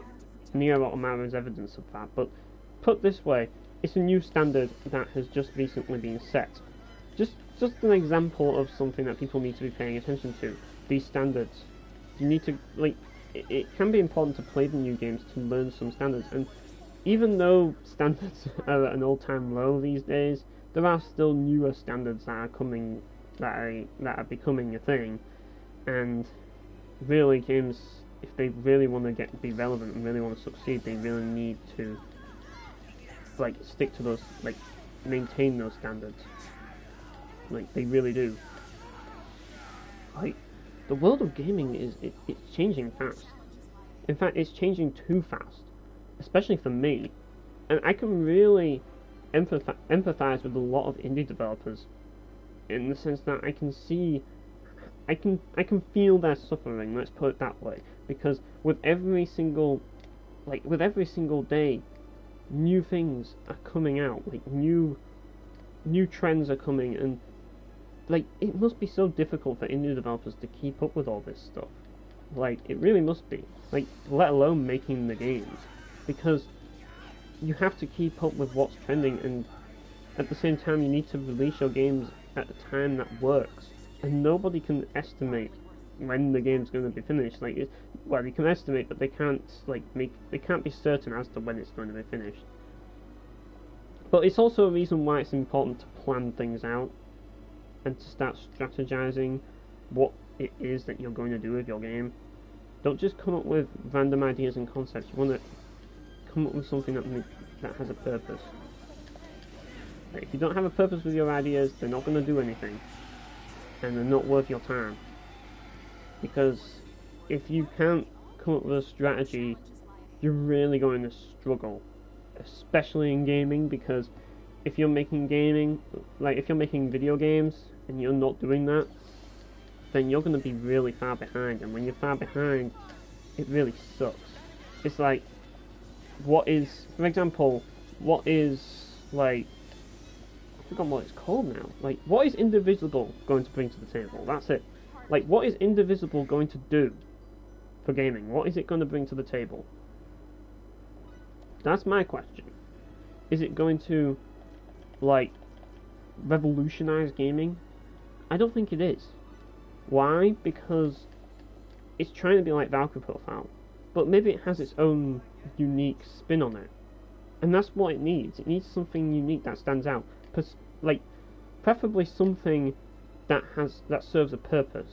If it has something that serves a purpose that's unique, then I think people will really get into it. It will attract its audience, let's put it that way. Whether that succeeds for them or it doesn't, it will attract their audience. Whether it attracts the masses or not, you cannot say. And that's another problem with gaming in this day and age. Like, the problem is that if you can't get the mass market, you can't really make good money in the gaming industry. Not really. Now, the thing is, getting the mass market is just a game of luck. Now, AAA developers, they already have their brand power, so they can easily get people. But even for them, it's luck. Because the mass market really don't know what they want. Marketing is everything for the mass market. And since the mass market has such a huge influence over gaming, like, marketing and advertising is more important than ever. And because of that, indies really get the short end of the stick because they're competing against big people. Like, it's not like anything else where independents can actually really make a lot of success. In games, it's very difficult because of marketing. Marketing is such a big part about getting that mass market. And that's why for anybody, and like I said, if you're looking to get into game design for money, and primarily for money, or easy money, especially, yeah, just stop, just find something else. Because that's not what it's about. If you want to get into this industry, you need to be willing to change it. You've got to be an idealist. Like, if you're not an idealist and you're going into the gaming industry, just quit. Just quit now. Because you're going to need to change to break the mold in some way. But at the same time, you really need to have a practical method of breaking the mold. And there's nothing wrong with quitting when you know it's not for you. There are things that are for people who aren't idealists. There are positions that are needed for those people. For example, we need game testers. Because people need to make sure games aren't buggy and that they work. And people who aren't idealists, they kind of know exactly whether things work or not. So they will make good game testers. The problem with that is, being a game tester is not fun. It's not. Because you have to walk into walls, you have to do, experiment with literally everything. And you have to do this with every game, even the ones that you don't like. And to some, to everyone, that can be torture. It depends on the game ultimately, but it's torture. It is. And that's the problem. This might actually be it. Yeah, it is. This is the one. This is what I was trying to find. Can't believe I missed it, but it was on the other thing, wasn't it? That's why. So yeah. Ah, guard break. But kind of screwed over. Yeah. I can just let him hit me. Now we guard, and now we counter. Here we go. And yeah.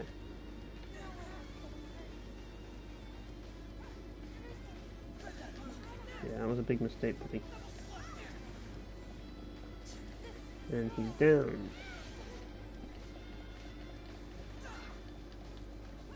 So yeah, that's the quest I need to do. Yeah, it's difficult to find where enemies are, the quest though. That's one thing I'll definitely say. Like, I'm not saying that this game couldn't be better. Yes, it could be. It could be better.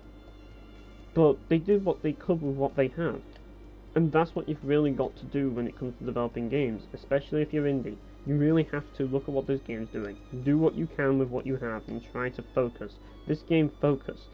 The problem is, the audience it was focusing on, like, wasn't the mass market.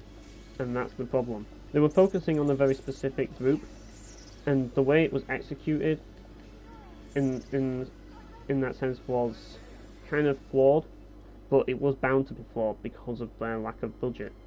They really wanted to make this work, but they just didn't get enough time to do it, so they just threw it out there because they needed to see if it would work, see if the fan base would actually, like, support them. And that's exactly what I did. I supported them, but people refused to accept it. And I really should have been more aware of this. And Star Ocean 5's failure has taught me a lot about gaming and how it works. It really has taught me a lot about the inner workings of, like, how the mass market works, and ultimately how they're the judgment as to whether the game succeeds or doesn't. And that's why AAA cater to casuals. That's why they do, because casuals are the mass market.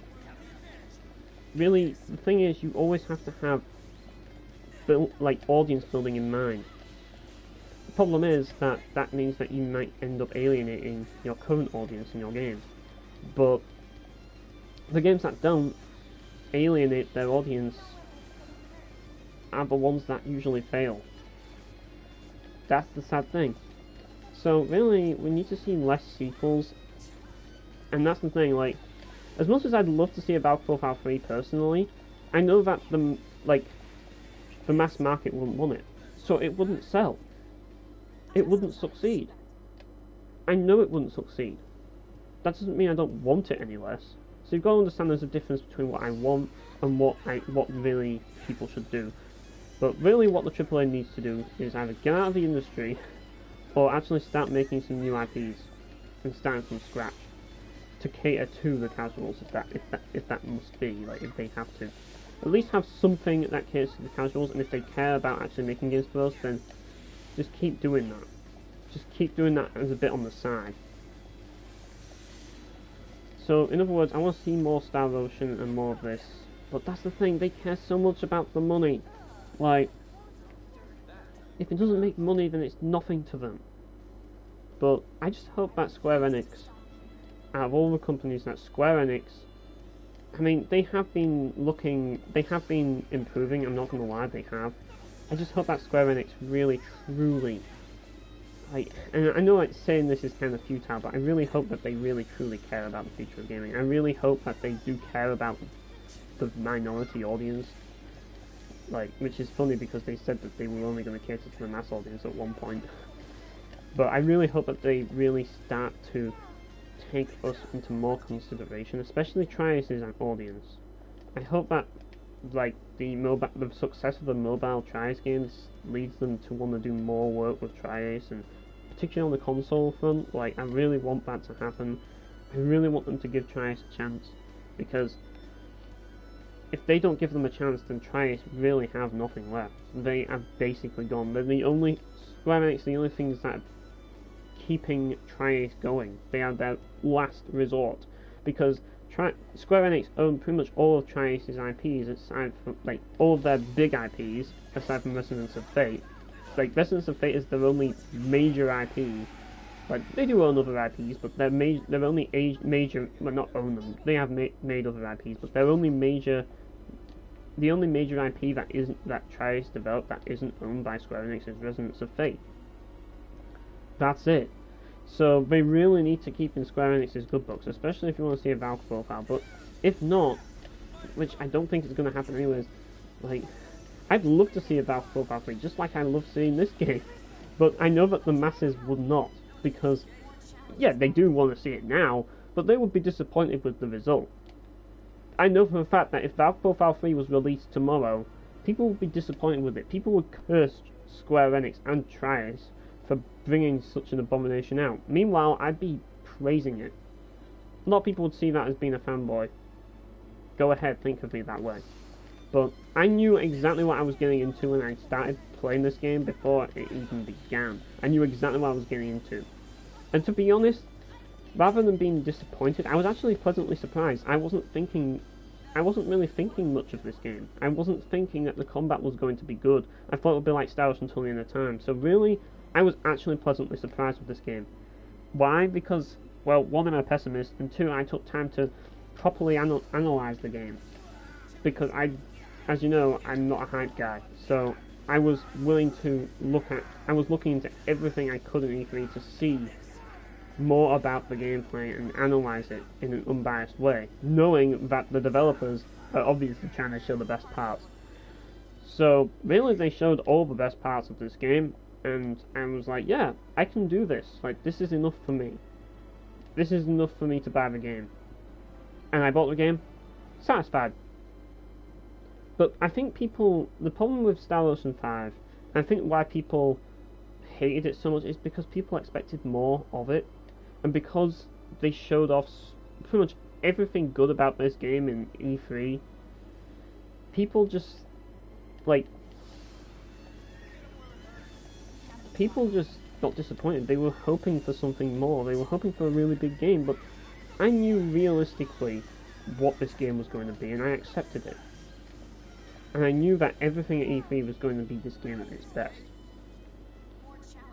And I knew that this game was going to be low budget. I knew that it was going to be imperfect just by carefully observing like patterns in Tri-Ace's activity recently. Like Tri-Ace just went bankrupt. Let's not forget that. They've just been bought out by Nippon Japan. They've lost their own personal funds, and now they're basically under another company as a subsidiary. As a result, they don't really have too much of a say in the financial contributions to the game, because they as a company don't have any money. They don't have any money to their name. All of the money side is Nippo. They don't deal with that. So when it comes to actually putting money into their games, they can't do that. Like when it comes to actually investing their own money into their games, they can't do that anymore. And I kind of had a feeling that they would have been doing that. They also came up with their another reason why that I think this is the case, that this has happened, is because Tri-Ace also just came up with their own tech. Like they did a tech demo, which it suggests that they were building their own engine, like with this tech demo. And by looking at this world, you can see that they've really done a lot, like with this engine. Whether or not they've thought good or not, they've really done a lot with it. And really, all of this costs money, and you can tell that with that tech demo that they released, they really have been putting a lot of investment into their tools and their tech. So really, I kind of knew, and also by just looking at other games that they've made, Infinite Discovery, for example, low budget, like, it's not like this is anything we haven't seen before. Like, we know what low budget is, and we know that this is what they've done, and this is just the way it is. This is what low budget is. So I knew that it was low budget before I even started. And I don't feel betrayed. I'm just grateful we got this, because if it wasn't for Square Enix giving Tri-Ace a chance, and for Shuichi Kobayashi for actually standing, like, keeping Tri-Ace relevant, we wouldn't have gotten this game. And it's just like, you've got to appreciate them for that much. Like, if you're a Star Ocean fan. While the masses, I can understand, they're not going to get anything out of this game. They're not. This is something that true fans are going to enjoy. And this is the problem. This is why Star Ocean 5 was bound to fail, and I should have seen it coming. Because unlike other games, it doesn't really do anything that separates it. Like, it doesn't really, well, it does, but it focuses on its own audience and trying to make the game better for its own audience, rather than to try and cater to a new audience.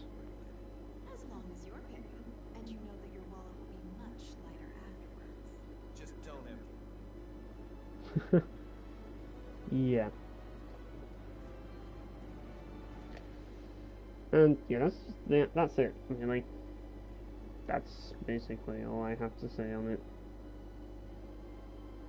Like, we can talk about all of these problems forever, about, like, Star Ocean 5 and how it failed, and why it failed, and all of that. We can talk about that for ages. But what would it accomplish? Things, like, what's done is done. Like, we're probably not going to see a Valve Profile 3 anytime soon. We're not going to see, like, we're probably not going to see one ever at this rate. Like, it's the end for Tri-Ace, really, as, well, the Tri-Ace we knew are gone. Tri-Ace will still continue to thrive in the market, they're just not going to target us anymore. They're going to target the casual market, the mobile market, and, well, good luck to them. Like, they deserve to succeed at some point, because they've, at least in terms of money, they deserve that because they've made so many great games for us. So I have nothing against them going mobile, really. It doesn't cater to me, but oh well. Like, they deserve some success. I don't like seeing people fail for my own enjoyment. And it comes a time where you just have to accept that the world doesn't really revolve around what you want. And you've got to really look at the company themselves and their interests sometimes. It's a shame that I had to end this way, because I really wish that they could have succeeded through actually catering to people like myself, but that's just not the way the gaming industry works anymore. And that's why it saddens me, really. Did I scare you or something? Sorry about that. Wait, Really, that's the way it is, and it's why I keep doing what I do and share my ideas. It's why I'm so cynical. It's why I have a blog called Cynical Gaming Blog. These are the reasons. Like, I wouldn't be such a cynical prick if it wasn't for this case. It's like, I actually considered changing the name of my, like, website once Star Ocean 5 and Exist Archive came out. But I'm actually keeping that name because I'm not really just cynical against the industry now, I'm cynical against the mass market and the majority of the gaming community. Yeah. That's just the way it is now. So, yeah, I think we just got Alchemy. What Alchemy is Alchemy allows us to make certain parts out of stuff. Right, so that's 4. I'll probably keep that for something else, because what I do want to do is make some blueberry potions, so we're going to do that. And blackberry potions, fuck it.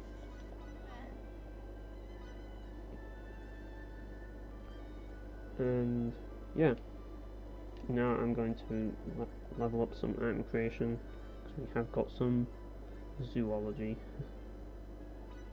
Oh yeah, that's augury, that's not really that important.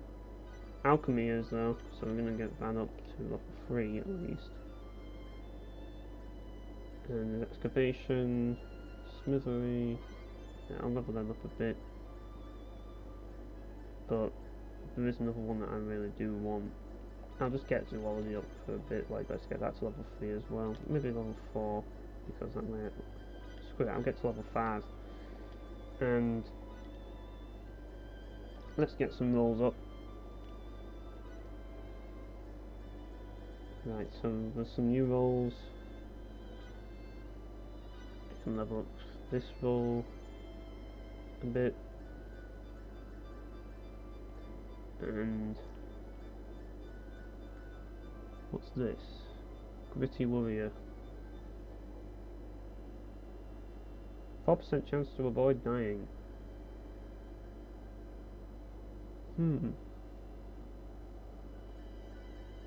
Crusader. Like, the thing is, you can actually mix healer roles with people that don't have healing abilities. That's another thing that you can do. Master Tactician, that's a really useful one. Always handy to have. Princess role is interesting because it actually attracts people's attention. I actually want to get that for Fidel because he's going to be my tank.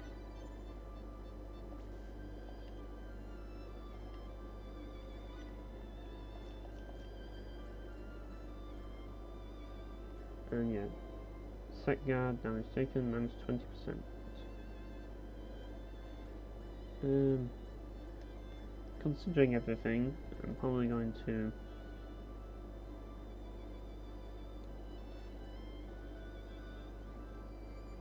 I think Guardian means that you defend more often. And show ordinary... that, I think, makes you basically run to protect people who are getting attacked. And yeah, that's going for the tough enemies. And that kind of does the same sort of thing, I suppose. I'm gonna give him Princess though. Oh no, stop actively fighting. I suppose it depends on what you're actually doing. Now, I don't really want to give it to Anne, but it depends on the situation. It's a very situational role as that one. Yeah, Gritty Warrior, pretty good to have. And it comes with another one.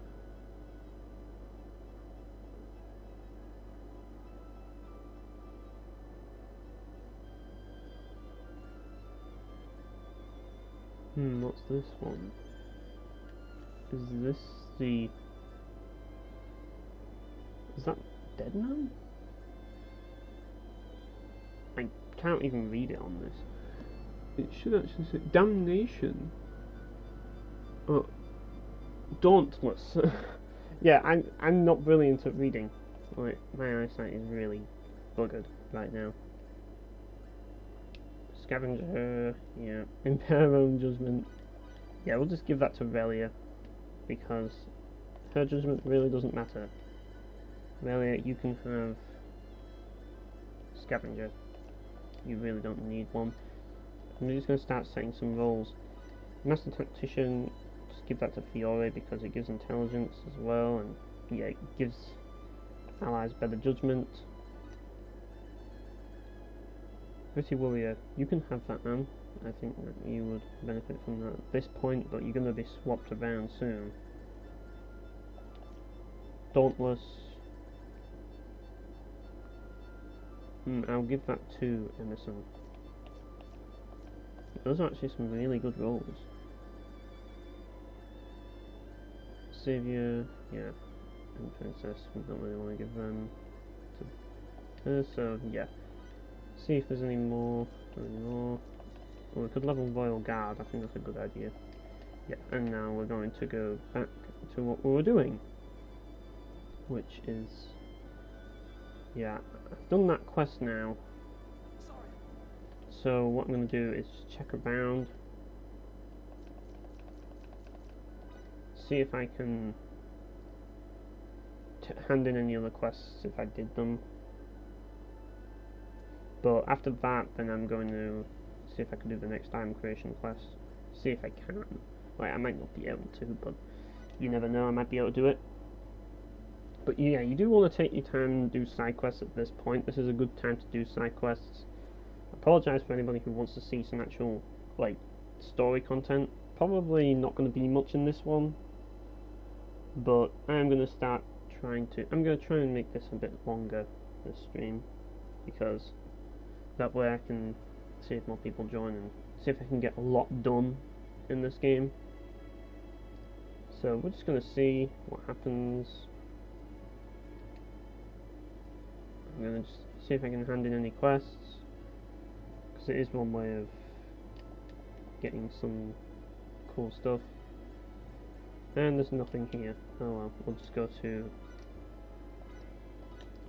the other place. Yeah, this game has a lot of backtracking in it, but it's not backtracking that I would consider to be bad, because you do have the private actions, but I don't want to spend too much time doing private actions for you guys. I don't really want to waste your time too much if you're not into that. Some of you might be, but some of you might not you might not want to get spoiled and stuff, which is understandable. Like, I'm kind of recording this earlier than I usually would, but I might actually do a little bit longer this time. Because, yeah, it's been ages. Like, one thing I'm kind of missing is an actual JRPG to play that I haven't already finished. It's refreshing to go back to JRPGs, it really is. At this point, like, it's a refreshing thing going back to playing some good old JRPGs. I just love going through linear games for once. Like, you wouldn't think it, but I'm actually missing them. Like, games that focus more on linearity and keep to the right track. I'm not against open world games, don't get me wrong, I like my open world games every now and again, I do. But I just miss playing JRPGs sometimes. It's, you know, hopefully, like, I might be more interested in JRPGs later down the line, but I don't know. Like, really, at the moment, no JRPG that's coming out is really interesting me at all. And that's another thing that I want to bring up, really. I want to actually start talking about... Actually, let's have a look, see if Style has a certain mission. I don't know if I actually have it. I'm not going to waste time going in the quest log to find out. But I'm going to see if it has one. Like, if it has a mission that I'm looking for. No doubt we'll find out. Because if it does, I can do it now. But we have to see. And there is part of a story, and we get into a really tough part of the story, which, yeah, we all know what part that is. If you've played this game, you know exactly what that part is. It's the part where everybody quits and puts down the game. And in this case, it's kind of understandable, because it is really difficult. I'm just hoping that I don't run out of Reserve Rush too much. Like, Reserve Rush is actually quite important if you're playing on Chaos, like, especially. Like, you really need to use your Reserve Rush a lot, because it's a big part of playing on Chaos. Whereas, I didn't use my Reserve Rush much when I was playing on regular, like, normal difficulty. You really don't need to, it's just an extra attack that's more powerful, like, too powerful as it is. But Reserve Rushes play a big part when you're playing on higher difficulties.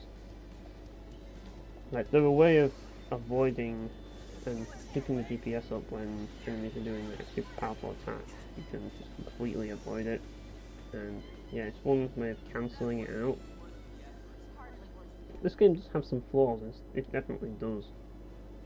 Oh, I'm going this way, aren't I? I should be going to Star. Why am I wasting time, like, hunting for monsters here? I really should be going to Star to look and see if there's anything that I've missed there, like... I know there's private actions I might actually do one this time through it, but let's just see if that was if there was that quest, to see if it was there.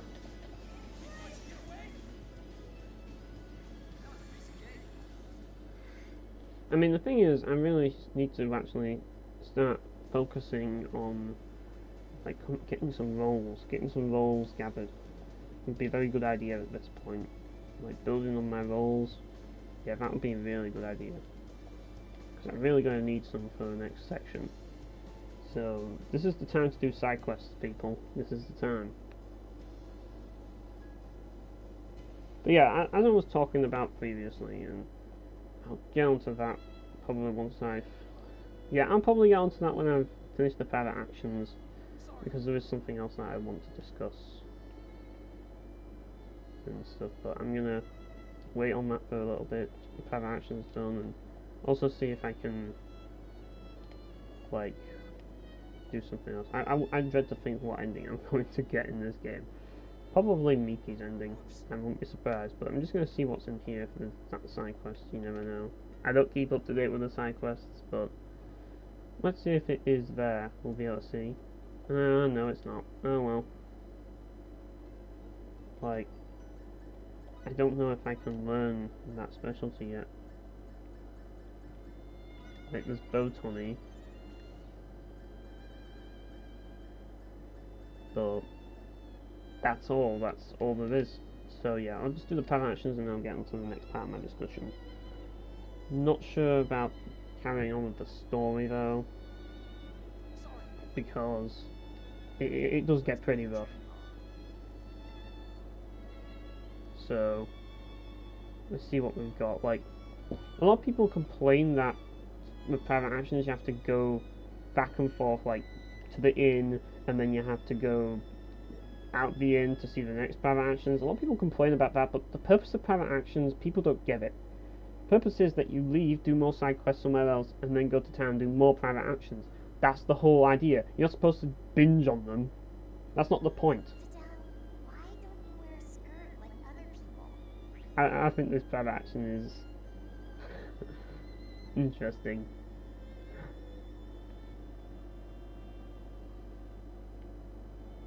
I wear one at night. Really? Let's see what he has to say about that.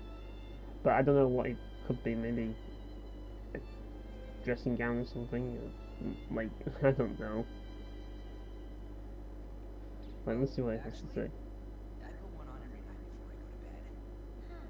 Then you should wear it in front of everyone too. Yeah, about that. Ah, I see. What? That's how That's not a sight Wait a second. I want to see. Yeah, that was a awkward private action, was that one. But I didn't actually read that. I'll have to actually read that more closely when I actually if I actually rewatch the stream, because I'm just kind of dozed off a little. But yeah, always wondered what he has to say with that private action. This question's a little unfair, but please bear with me. Suppose you could only save one person right in front of you. Which of these two girls would you choose? Aurelia or Miki? God, that's a hard question.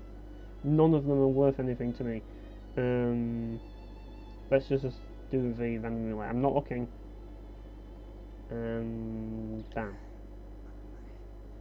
gonna have to say Miki. It's an extremely difficult question. However, it's also the type of situation that occurs all the time on the battlefield. True? Best to be mentally prepared. Alright, that was my roulette choice. And it went Miki. Now I'm going to end up with Miki's ending, aren't I? Bloody wonderful. But, like, I don't actually know, because I haven't actually looked up what the private actions give in terms of affection ratings. No, I don't even know if I've seen a guide for that yet, or if anyone's actually done a guide for that. But yeah, I want to get onto the next topic, and that means going all the way back to, what do we call it, Midop, and getting that other quest, see if I can do that. Because what I want to talk about now is the games that I'm anticipating next year, and what I might be hopefully getting to play next year. So yeah, the first things first. And I'm expecting this as well. Like, if this doesn't happen, then wow. But at the same time, it's probably for the best. But the games that I'm looking forward to playing next year, there's actually no JRPGs. Like, none so far. Like, maybe there will be, I don't know, but we'll see. Like, but I highly doubt it. Now that Star Ocean 5 has come out, like, it's going to take a lot to, like in terms of JRPGs, it's going to take a lot to surpass my interest in this game. Unless a Valkyrie Profile 3 comes around the corner, which won't happen. Like, then, yeah, it's not going to happen. Like, 2016 was a big year for me. Like, it was one of the biggest years for me, like, in recent years. Because we got Star Ocean 5 and Exist Archive Trace basically returned. And really, it's going to be hard to top 2016 for me. Like, oh yeah, that's it. Yeah, 2017 to a lot of people has been a really great year because a lot of games like Nier Automata have come out. But, like, to me, because I've been playing the Odinsphere remaster, I don't actually, was that 2015? I'm gonna actually have to wiki that. Just a second, gonna Google it. Yeah, let's Google this and see when it was released. Because I don't want to say something stupid. Right. Oh, that's the original Odinsphere. I was looking at the remaster. Yeah, when was this released?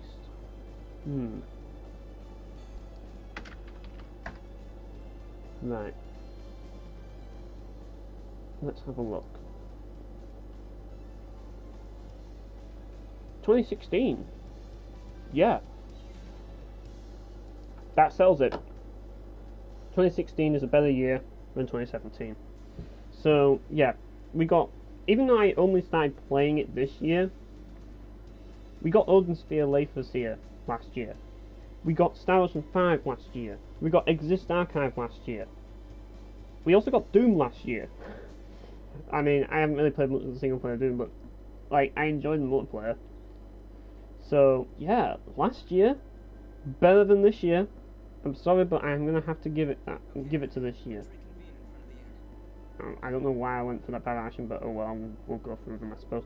But yeah, this year, not as good as last year, in my opinion. But other people think that it's better than last year. A lot of people think that last year, like that this year, is like the best year in ages, and it's a really great year. For me, it's a meh. Yeah, it's okay. It's not as bad as 2011 or like 2013 or 2012. Well, I don't know about 2012, but 2013 was bad. That was a really bad year. 2011 was awful, and not really sure on 2015, but yeah, this 2017 is pretty meh. Like it's okay. It has Nier Automata, but it's kind of like they're kind of, from my perspective, it's kind of like they're just calming down from all the heat wave that's been going on in 2016. So yeah, that's what it's kind of like. It's a calm down period for me. You did all right yourself, you know. I'm glad I got to see what a weird drunk you are, though. I'm weird. You started out as the same old perv, but the drunker you got, the more serious you got. I've never seen anyone like that. Now I know I can drink with you in peace. Ah, so that's why you said earlier that we could go for drinks together, but not dinner.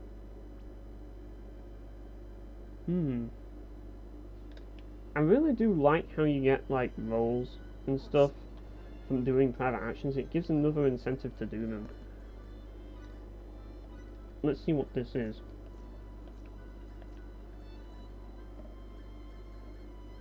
Right, use attack skills more often. Go out using skill attacks. Well, isn't that what the AI does anyways? Pretty much. I think I'm probably going to set that to Emerson. if I'm honest, because he's really good when it comes to skill attacks. So yeah, I'm going to use him with that one.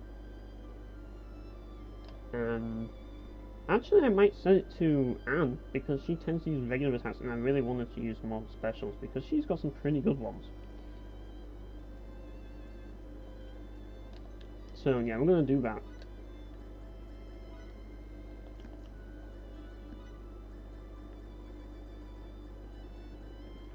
Yeah, let's do that. Let's give her that role because she'll benefit from that one. And what we need to do is go to Welch.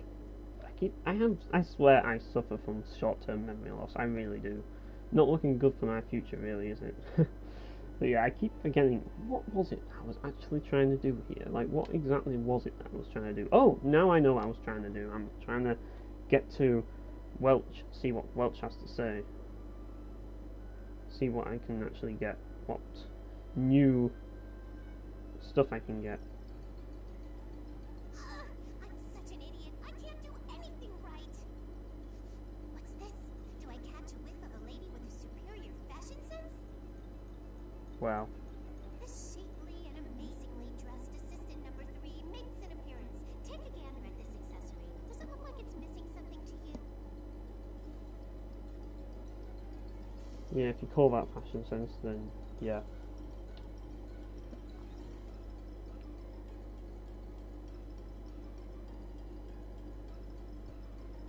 To me, I just call that a mess. But then again, I'm not really a fashion guru myself, so I couldn't comment.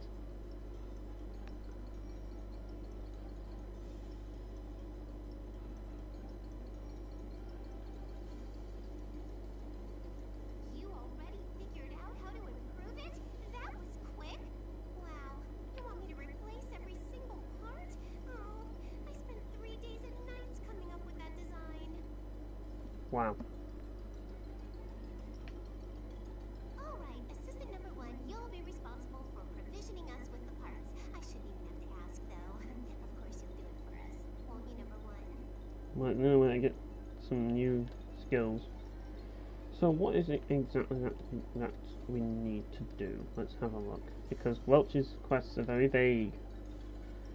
Right, what we need to do is get some silk. Okay. That can be done. I think you can buy silk, to be honest, so it's not really that big of a deal.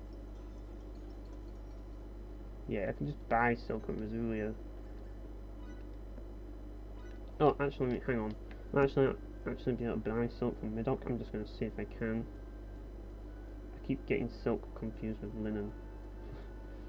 Like, because I've been playing Witcher 3 recently, so upgrading stuff with linen and then you have silk and then you yeah, basically trying to see if I can finish that game. Maybe then I can do a review of it, I don't know. Depends if I'm willing. Ah, there we are, there's silk. I've got 2 silks. Oh, 2 silk. Silk is plural of silk, I suppose. Or is it? Do correct me on that if I'm wrong, but to me it's silk. So that's the plural to me. But yes, as I do this, yeah. Here we go. So yes, I'm just going to watch this scene first, because I think this is this is crafting basically. It's for making like mage outfits and stuff and all that lot. That's what this is all about. And mage weapons and accessories. Alright, assistant number 3, time to make the accessory you designed. What?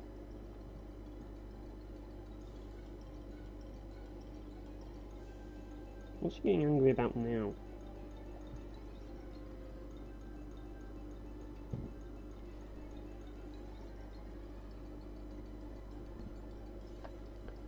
Well, at least it's not the Welch from Star Ocean 4.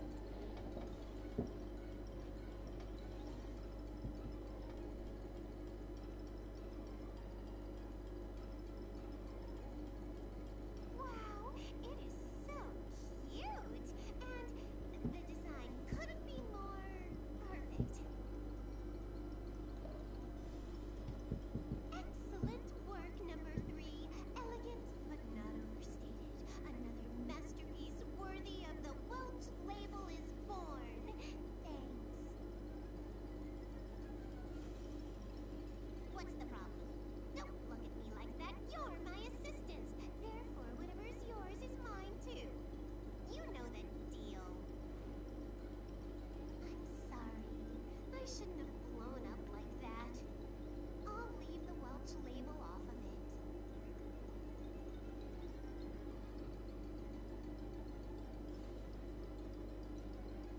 Right, so we unlock crafting and we ornamentation. Oh yes, finally, it's about damn time. Augmentation, that's it. So basically we've unlocked the what was known in Star Ocean 3 as synthesis, which is basically the ability to enhance your equipment by using items on it, which is pretty cool. It's a bit like the customize in Final Fantasy X, but you can use any item, if that makes sense. So basically what I want to talk about, just going to get crafting up. Haven't even unlocked that yet, but oh well. What I wanted to talk about, I'm going to have to do another Welch thing, aren't I, for the next one. It's all about getting these item creation things, so it means I'm going to be a bit quiet for a few minutes, depending on how long it's going to take. But we're going to see.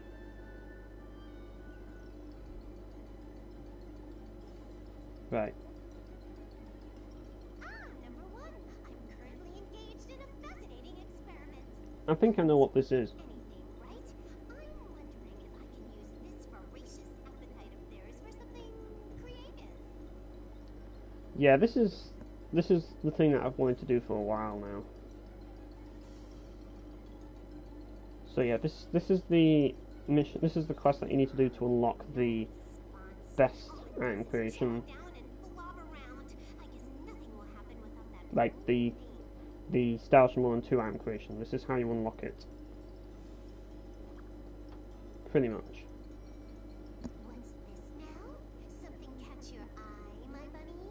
Does assistant number one look that delicious to you?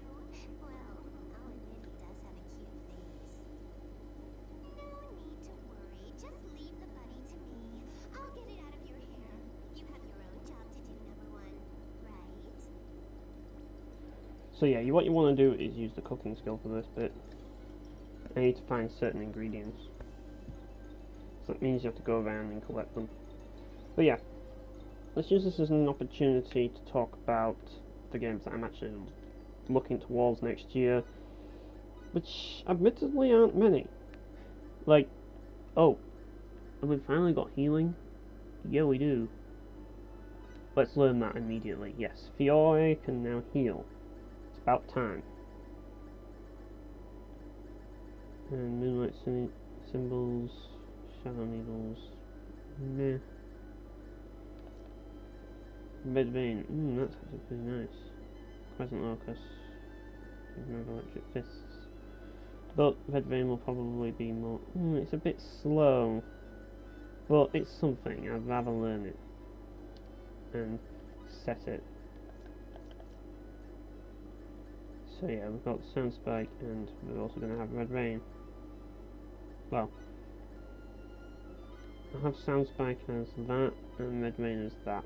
That's probably the best way we're going to do it. But yes. Now, the games that I'm looking forward to the most, like, because I mentioned, I don't think I mentioned it, but last year the games that I was looking towards, which admittedly most of them I didn't even buy anyways, like, the games that I was looking towards last year were Horizon Zero Dawn and Nier Automata. And yeah, like Nier Automata mainly though, but those were the games that I was looking towards before, and I need to go into item creation and cooking and see if I can actually make the thing that I need to make. I'm not even sure if that's what I actually need. Well, looks like I'm going to end up building my SP to get those anyway, so get ready for a bit of grinding.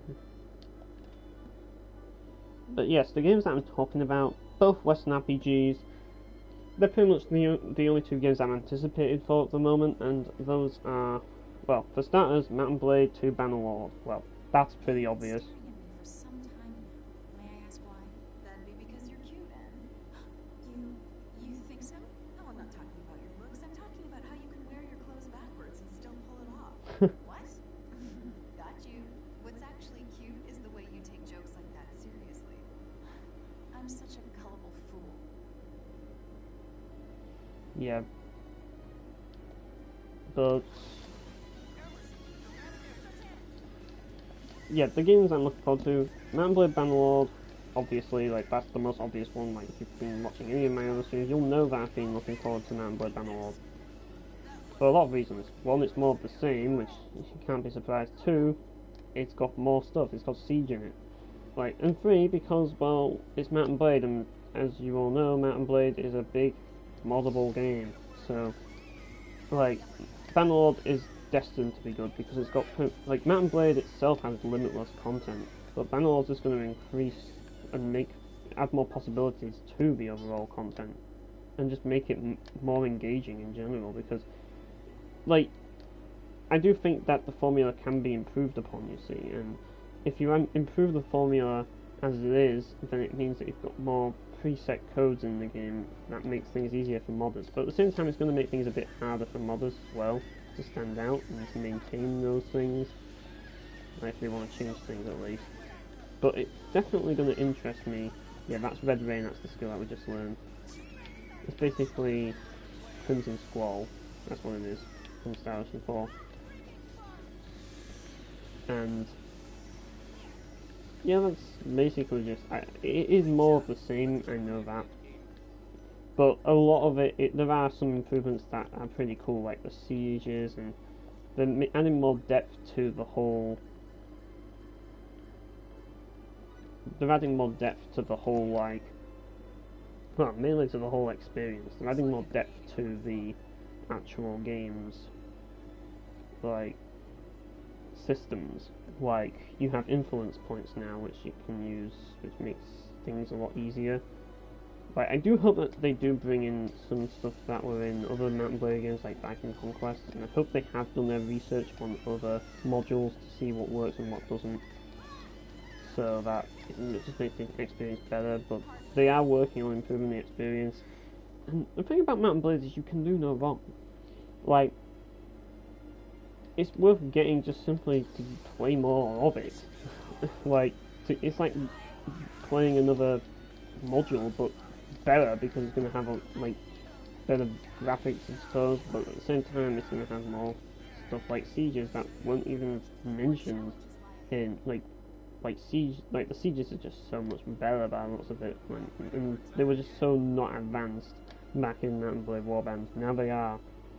The thing about it is, this is something I've said for a while now, if you're going to be realistic with the game, you might as well go all the way. Of course, you want to only be realistic in the sense that it's real enough.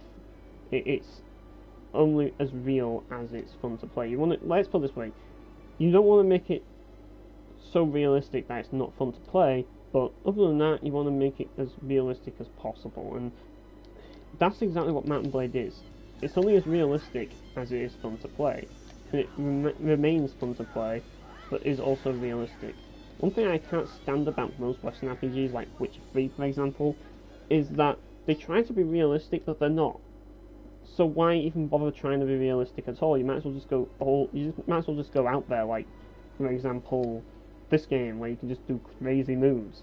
Like, just, if you're not gonna make it, like, if you're not gonna make it fully realistic, I mean perfectly, like, well, as close to perfect as it is, as you can make it fun, realistic, then you might as well just go all out and just be crazy with it.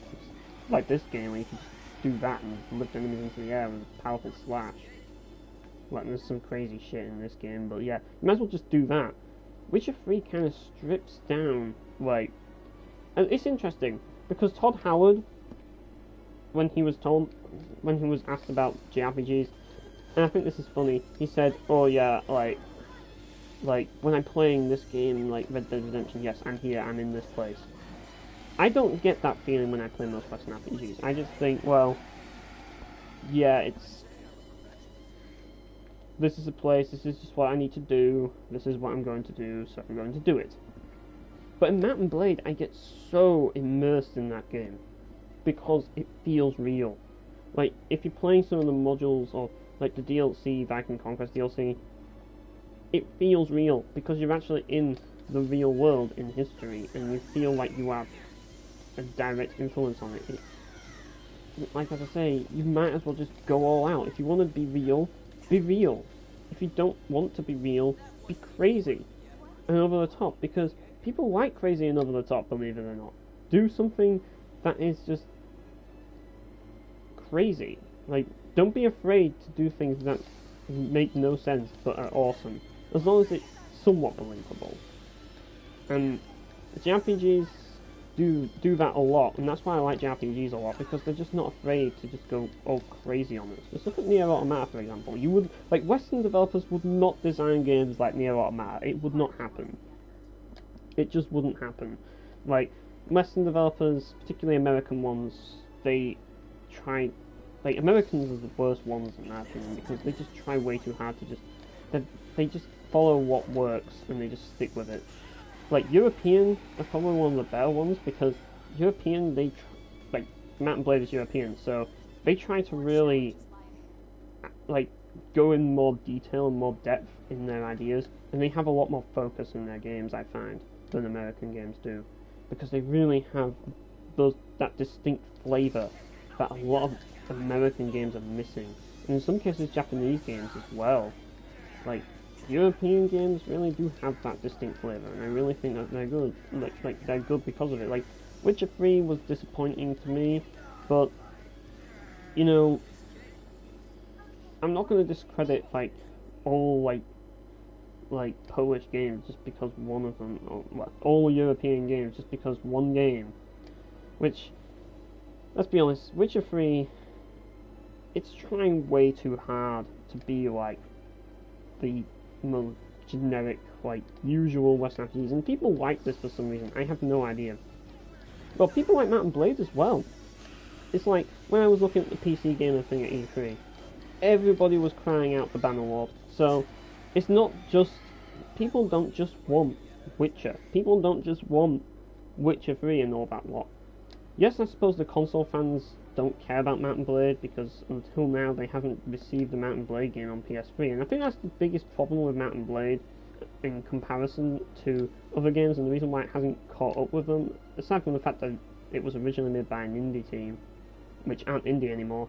I think the problem with it is, one, European games don't really seem to do that well worldwide at all, aside from Witcher 3. That's probably one of the few European games that, I mean, there's a few racing games I suppose, but in terms of RPGs you don't usually think Europe, but Witcher 3 is one of the few that has done well, and that's because it's basically done what America's done, and tried to make everything Hollywood and shit.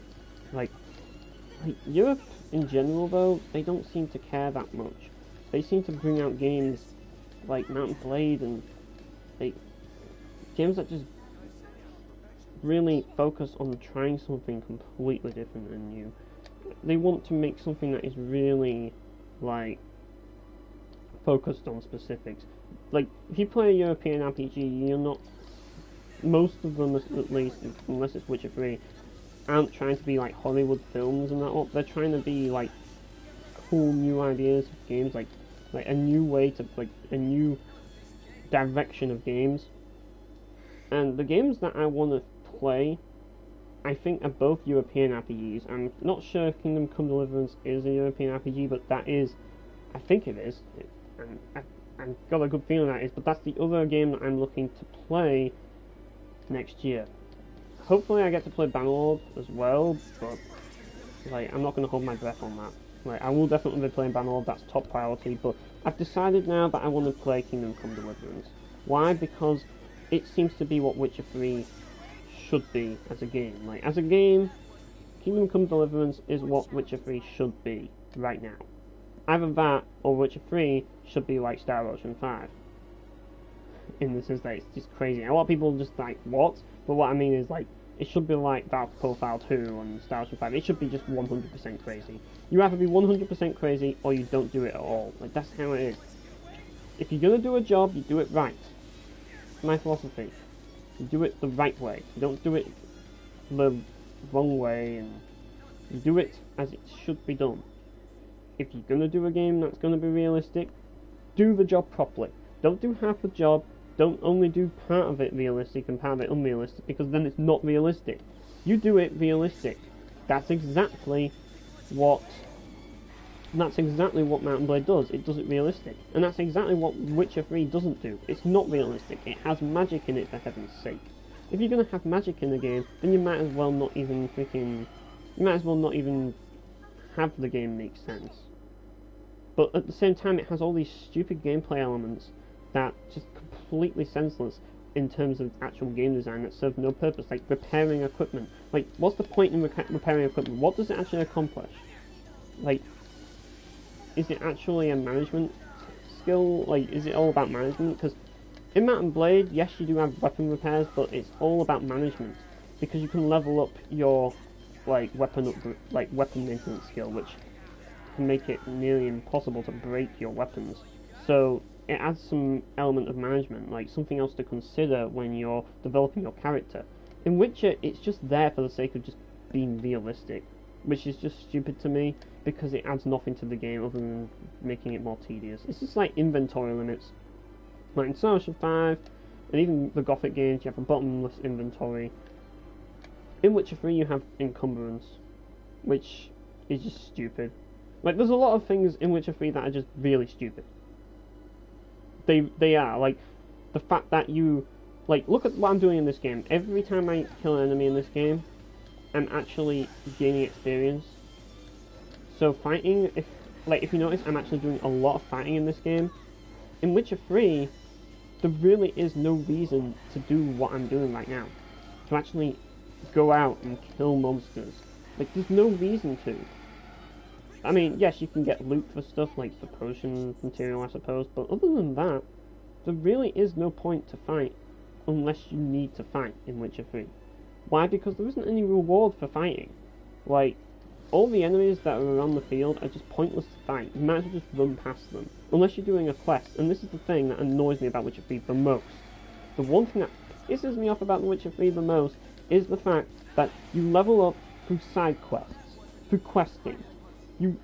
I literally did this. Like, there is literally a quest which involved me going into a house and finding out where this freaking person was, and you had to buy this thing from a shop, like burdock from a shop, and burn it on a fire. Somehow, that gives me 25 experience. Meanwhile, killing a drowner or even a powerful monster gives me, like, 1 experience, or something crap like that. It's just like, hang on a minute, how come do I somehow become a better fighter by talking to people than I do, like, talking to people who have nothing really of value to offer, than I do by actually killing monsters? How does that make sense? Yes, I know a lot of games have side quest rewards that give you more experience, but when you get so little experience from killing enemies, it just feels awkward. It just feels awkward, and that's what Witcher 3 feels like to me in general. Like, I've forgotten the specifics, but there's been a lot of quests which have amounted to doing nothing. Like, there was literally one quest where there was a merchant. There was a merchant, and he was getting... Oh no, this was it. There was a quest where there was this Eternal Fire guy, and he was basically talking shit about Geralt, and you can basically go to that guy and basically threaten him with a sword. But for threatening a priest, you get 25 experience for threatening a priest. That's more experience than you would normally get fighting a battle. In some cases. Like, that's how ridiculous it is. Like, you get so little experience for fighting battles that there's just no point.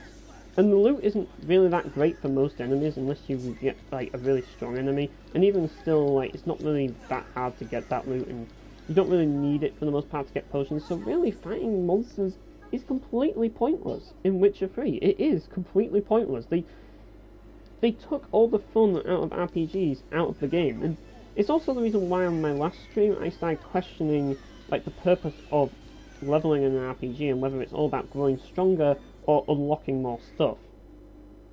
And Witcher 3 kind of goes against the whole, like, going stronger thing, and it's all about unlocking more stuff, but at the same time it doesn't really make unlocking more stuff that fun, because at the same time I also question, should fighting enemies allow you to unlock more stuff? And in my opinion it should, because I want constant progression, and I want to have freedom as to how I make progression in my games, and Star Ocean 5 does this. It allows me to freely progress in a way that I want. Do I want to do side quests, or do I want to just kill enemies and gain experience and SP? I can do that. See, I got experience and SP just for fighting that encounter. And it was decent XP, and it was decent SP.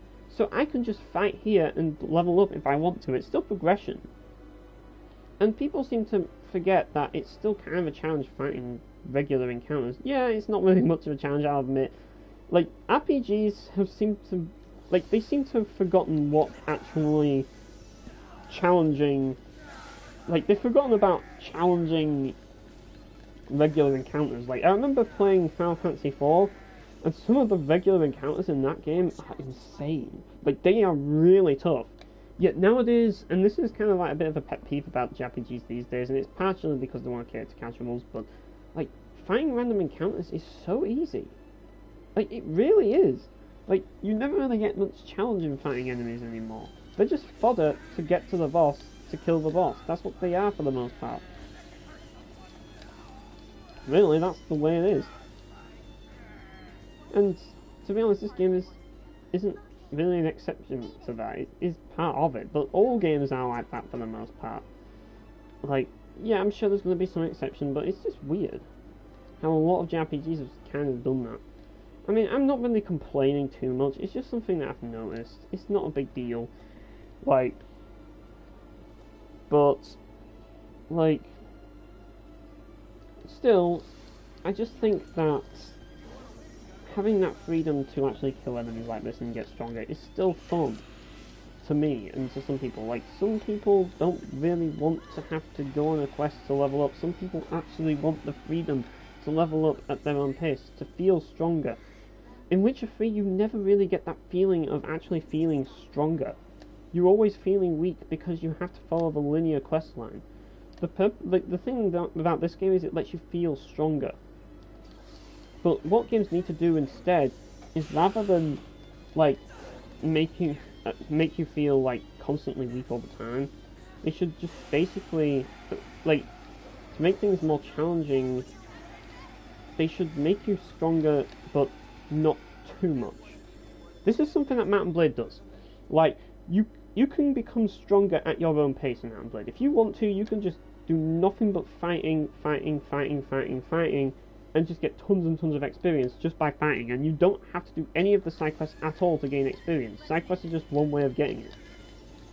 And you can level up just by doing that.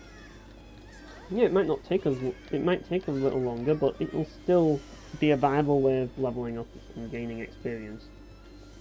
So, whereas in Witcher 3 it isn't.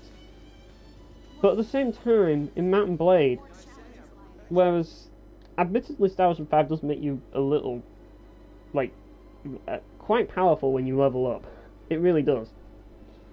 In Mount & Blade, you really don't become too powerful by leveling up. Rather, you become slightly more powerful. But it does unlock more options for the player by leveling up, because you learn new skills and you power up new abilities. And you just have more options because of that. You feel more able as you level up. And, like, you get to pick tons of different companions to have, like, and give them more abilities to have.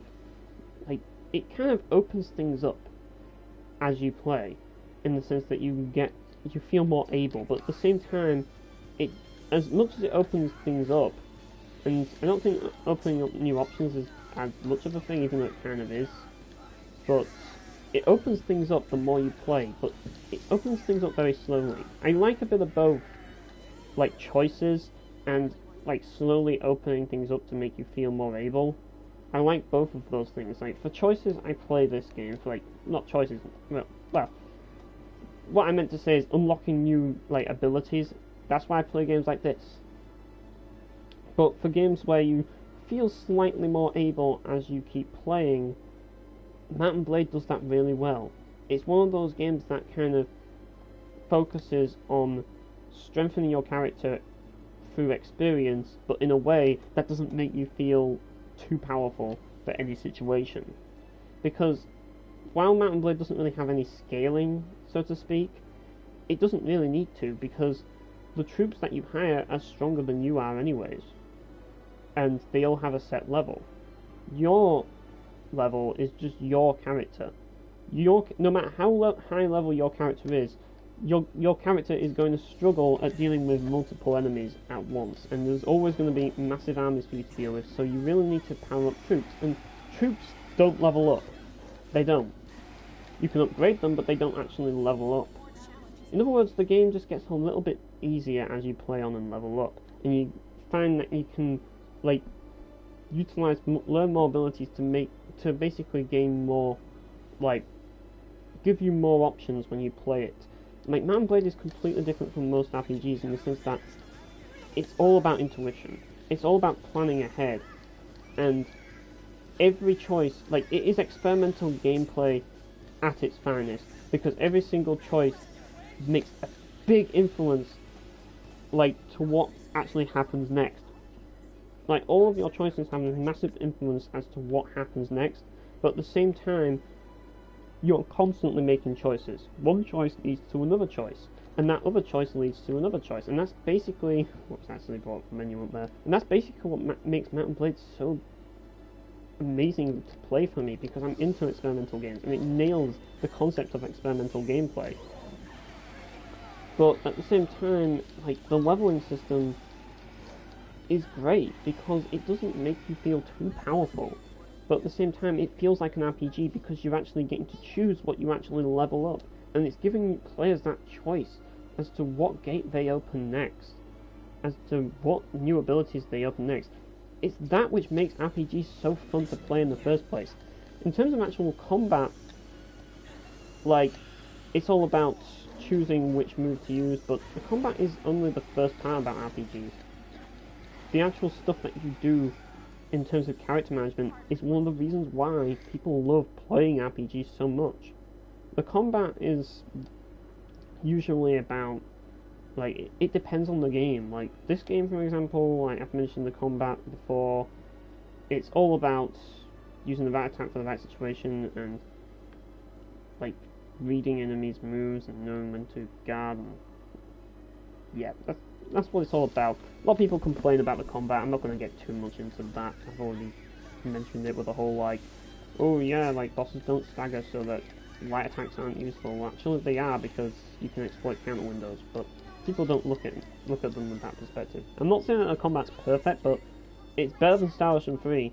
That I'm definitely going to say, because, like, it feels more fluid, it just feels less clunky, and it just feels better. And at the same time, like, you do have, like, guarding is just less annoying, and yeah, that's basically the gist of it. And because of the way that they made the bosses, it's a lot harder to exploit, like, certain moves and stuff. So yeah, I do think that it is a better game. But yeah, that's why Mount and Blade does it for me. But yeah, Mount and Blade Bannerlord, yeah, I'll definitely be playing it for that. And as I say, Witcher 3, not really enjoying it that much. I mean, I'll admit it has gotten a little better, but it's not, to me, it's just another Western RPG, another one of those games where, like, it's like, I've been there, done that before, there's nothing really new, and the combat's still not really fun to play. Like, that's something that a lot of Western games seem to fuck up, the combat. Like, they do. I mean, Two Worlds 2 was fun enough. Mount and Blade is simple, but it works. Witcher 3's combat, I just really don't like it. I just think it's so dull and bland. And, like, I just really don't like it at all. Like, it is kind of clunky in some way because of the way the dodging system works as well. Like, I'm just not a fan of that. So, yeah, there's that. But the other things about the way the game is at the moment is, yeah, I'm gonna level up cooking because I need to be able to create this thing in cooking. Yeah, that's what I need. Delicious pie, which looks like a pizza for some reason. So I've got 3 of them. I need more nectars. So yeah, I've foraged everything in here, so I'm gonna have to go into town and forage again. But yeah, that's basically the gist of it. It's like, I can kind of see why people are getting interested in the story of Witcher 3, but like it's in the sense that while it isn't anything new, it's kind of like a lot of it is shock value, like and normal stuff, just told in a different way with different theme tags added to it. Like, I think the story it's not that bad. I don't think it is a bad story by any means. Like, it would be stupid of me to say that Witcher 3 has a stupid story. I mean, it has a successful book series, so it has to be something decent, but put simply, the story just doesn't save it. It really doesn't. But I can see why people are so engaged through it because of the story. I can kind of, but like, I think stories like Warcraft are better. Why? Because they don't try to take themselves so freaking seriously all the time. And yeah, it does have its quirky moments in Witcher 3, but like Warcraft 3 just, it's chaotic, it's nonsense. It's not afraid to be crazy and all out there. Whereas Witcher 3, it's like, this needs to be so realistic, and I just can't cope with those types of games. And a lot of Hollywood style games try and be the same. We need to make this feel real, and I'm just like, no, just go crazy and over the top. That's what I want to see. Crazy nonsense. It's like, nobody cares that the game is realistic. Like if you want realistic in a RPG, go play Mount & Blade. It's as close to realistic as you're gonna get. Alright, kiddo. Where's the coin? Right or left? You're right. Ah, too bad. It's in the left. That's weird. How did the coin disappear? It's a magic trick. This is the only one I know at the moment. I'm working on some others. I'll have to show you some. Emerson, you're incredible.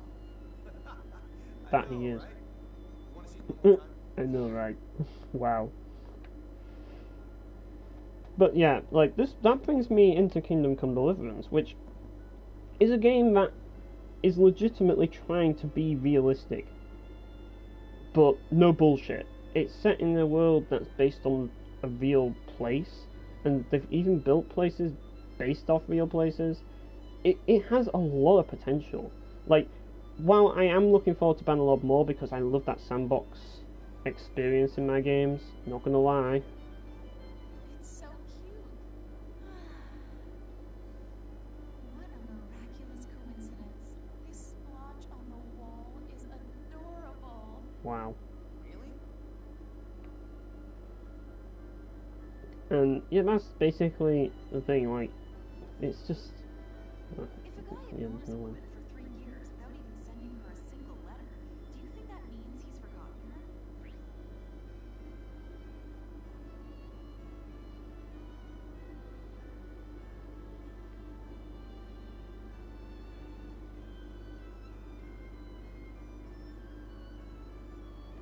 What the? And what does that even say?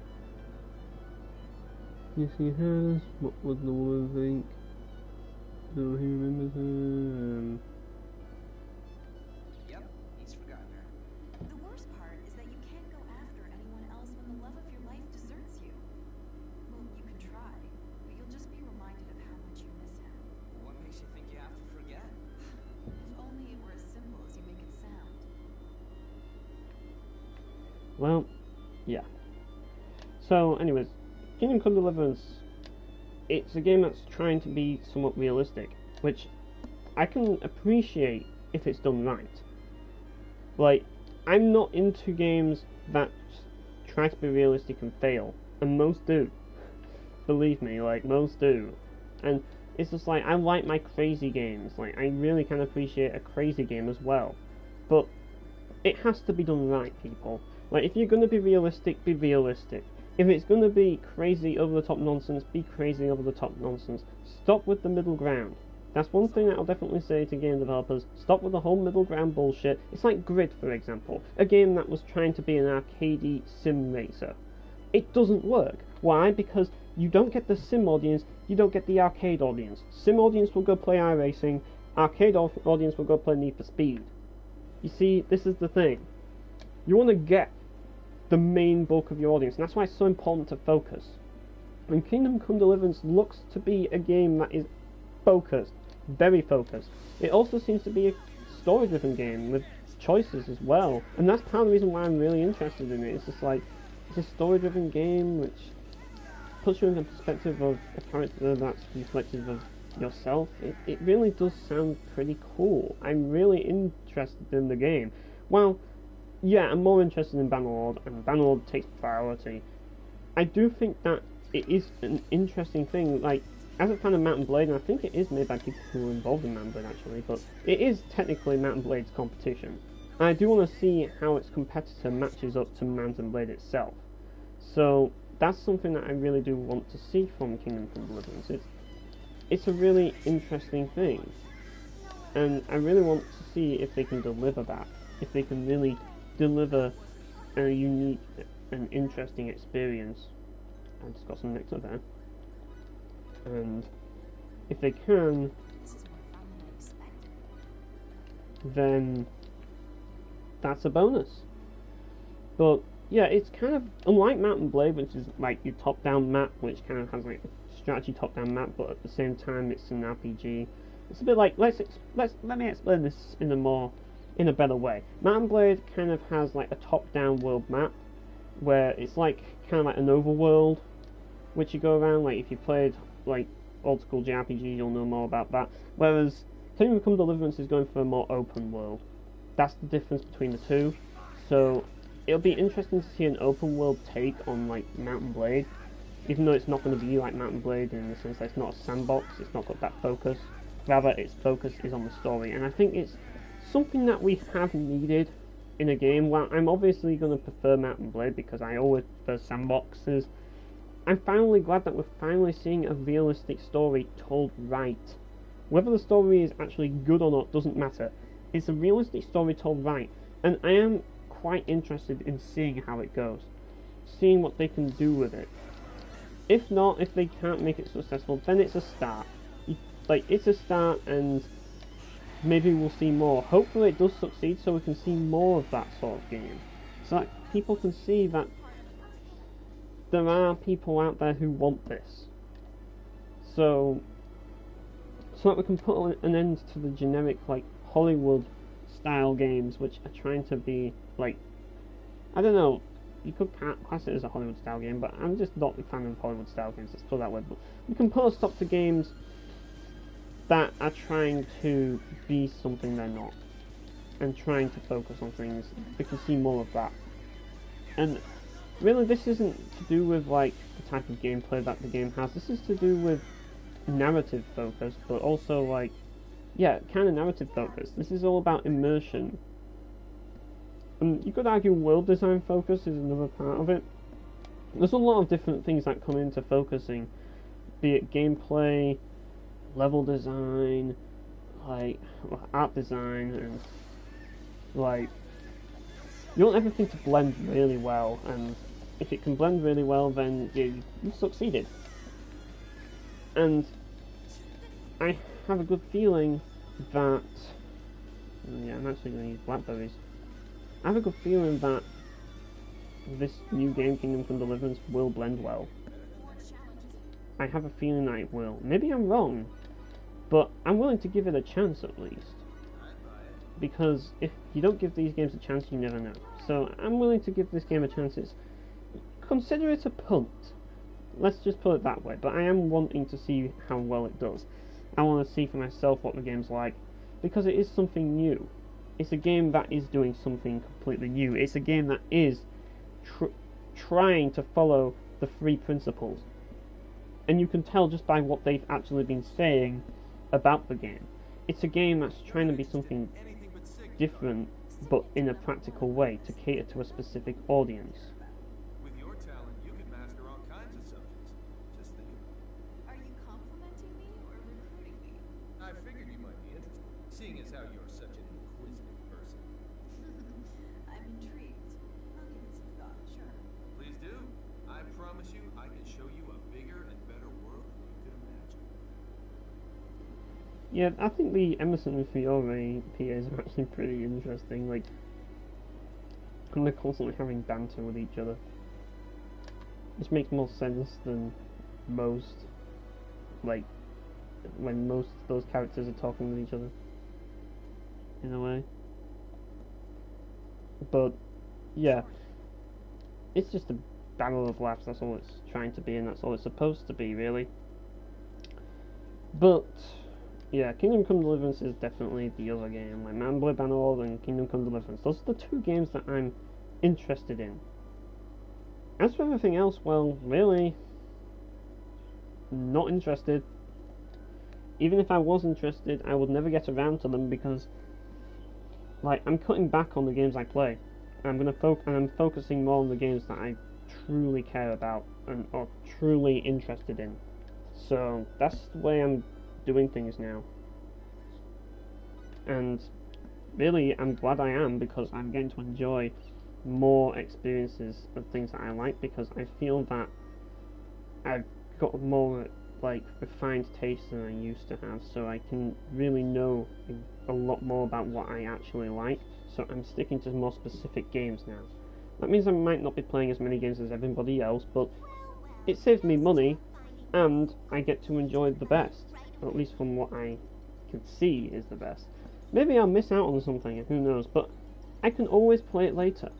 There's, like, we're in an old digital gaming world now, where digital games are so easy to come by. It's not impossible to miss out on games anymore. Well, it's not possible to miss out on games anymore, let's put it that way.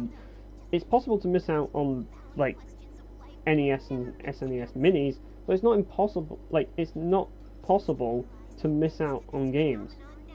You're going to get the game, and if you don't get the game, it will be released digitally because people will want the game later. So buying games brand new is not important. It's not. But I will buy games brand new if they do interest me. And this is the thing. I notice so many people, and I think I've mentioned this before, but I'm going to mention it again if I haven't already.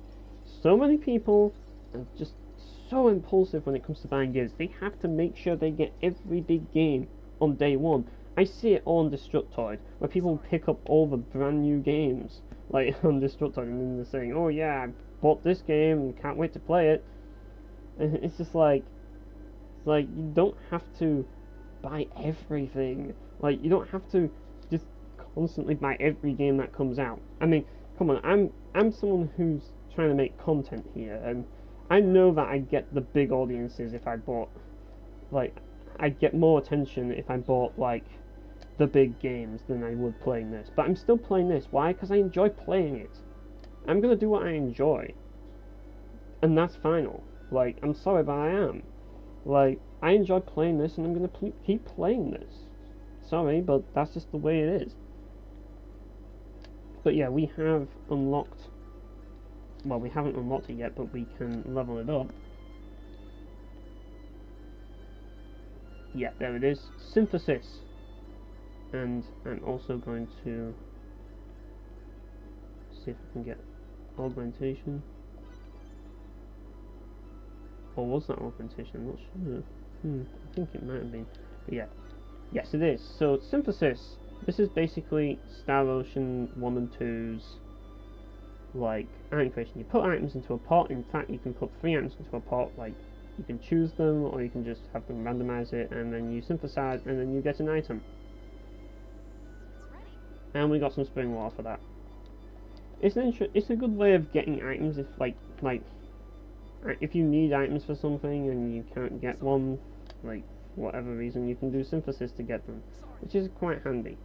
But that was kind of a dud. Like, we wasted a blackberry potion for spring water, which wasn't very handy. But oh well, you win some, you lose some. It's kind of like playing the lottery. But I still think it's an awesome addition to the series. I really do. And I have heard about some ways that you can use it to really break the game early. Not sure if I'm going to actually do that, but I have heard about things. I mean, this is a Chaos playthrough, so, like, I've already played the game legitimately first time. So, maybe I could try this and see if I can get overpowered early. Who knows? actually make use of Star Ocean. And yeah, I've learned a few things from Game FAQs, you see. I think I know what this mission is. It might be the Find Riddle mission. I remember doing this like a while back. It's one of the few quests where you actually have to talk to like tons of people. And that's why I'm saving it for last. Pretty much. You do get a cool reward for doing it though. But you don't get to, I don't know if you get to finish it early, but whatever. I'm gonna go buy some items, make sure I have plenty.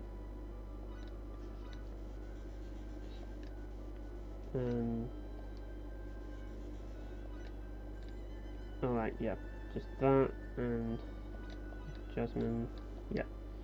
So now what I want to do is go to Iron Creation and make some more pots. Yeah, there's cooking and stuff. Ah, I don't have any nectar. Great. Maybe there's something down here. Nope. Yeah, blueberries, mint. Yeah, this is alchemy, so... That's it. Aquaberries. Ah, I see. Yeah, we've got fire gems, zephyr lilies, you can make that. I'd buy it. And mercury holy water makes silver. Silver alchemist water makes gold. Yeah. Interesting stuff. I think that's something. High strength adhesive. It's done. 2 of those. Spring water, zephyr lily. Holy water, yeah, those are pretty handy. If I recall. That's it. So I'm gonna get some of those. And now that we've got some high strength adhesive, we can get some paint. Which is mainly used for other things. But yeah, that's just that. I don't know if we have access to something new. What's this? That's level 1 armor. Yeah, that won't be any good. But yeah, screw it, we'll unlock it. Scale mail, yeah, it won't be any good. Tortoise shell, I'll probably keep that. And yeah, you can't get the other ones. You need a poison cider and Damascus steel for the next one. And that requires even more stuff. So yeah, it's not easy to get. As for other things, well, I'd buy it. fresh sage, huh? It's done. I'd buy it. What's this? I think that is the one. I'm gonna look on my main screen so I can see clearly. Aha, yes, this is the one that I want. Some grilled steak. That'll be very handy. But then again, there's these as well. Oh no, that's intelligence. Then It's ready. that's MP cost. What I want is defense.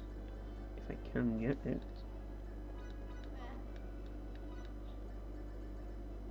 So, yeah, there's grilled fish. Yeah. So yeah, you learn new things with Iron Creation, but you just gotta try these things, you see. That's it.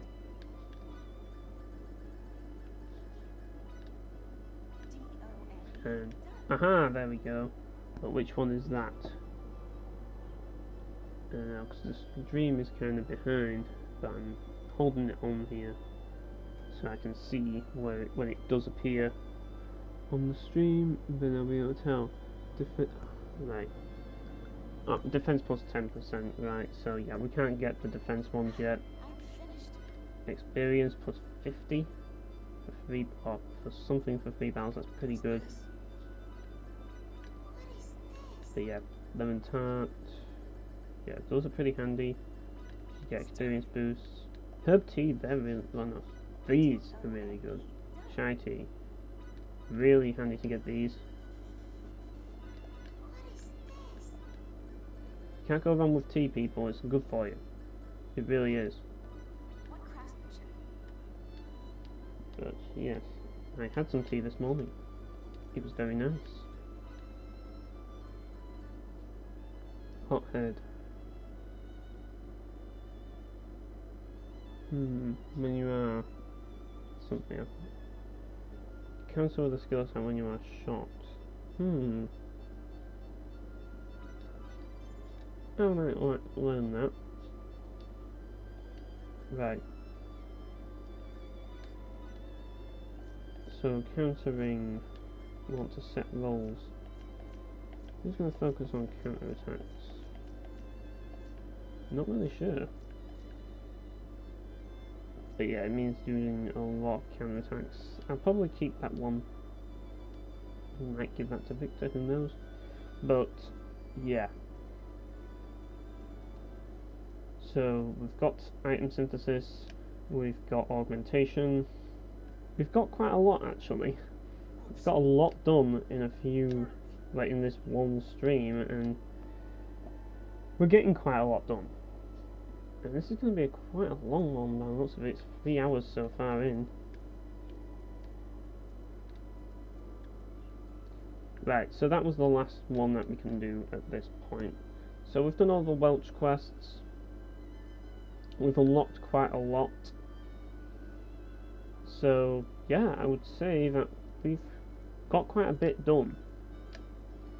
So we could go for the main story, but I'm just thinking that I need to spend more time in item creation. Like wool, and spun thread, that's the rank 1 stuff, oak. Maybe if we do some synthesis, we might actually be able to get some oak. Actually, you know what? Screw it. We're going to synthesize this, see what we can get. Oh. That wasn't very good, was it? Yeah, can we just get something different? Right, let's try... Yeah, let's try this. Oh, we just got red fruit back for that? Wow. Right, let's do this. Nectar, not bad, but we can get better than that. Herb tea, that's gem, ruby one. Not exactly what I wanted. But you never really know what you're going to get, but you get a better chance of getting good stuff when you... what's Diligence Potion do?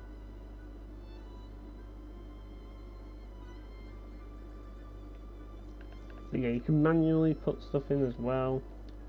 And synthesize. It's for an ice gem. We've got charms and stuff, and white bread. The demon tail. And bunny droppings, yeah, that wasn't good. Yeah, that's kind of like the one that you don't want to get. Now, be careful, you don't want to synthesize seeds. It's not really the best of ideas. Actually, you know what, let's synthesize the Stormblade.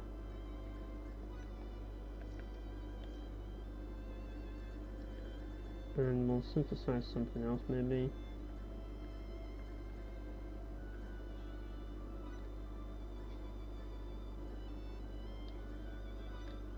Oh, I accidentally changed it.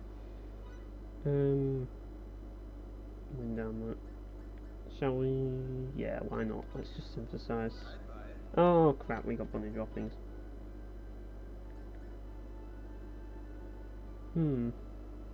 Let's try this. Leather armor. What is this? That's it.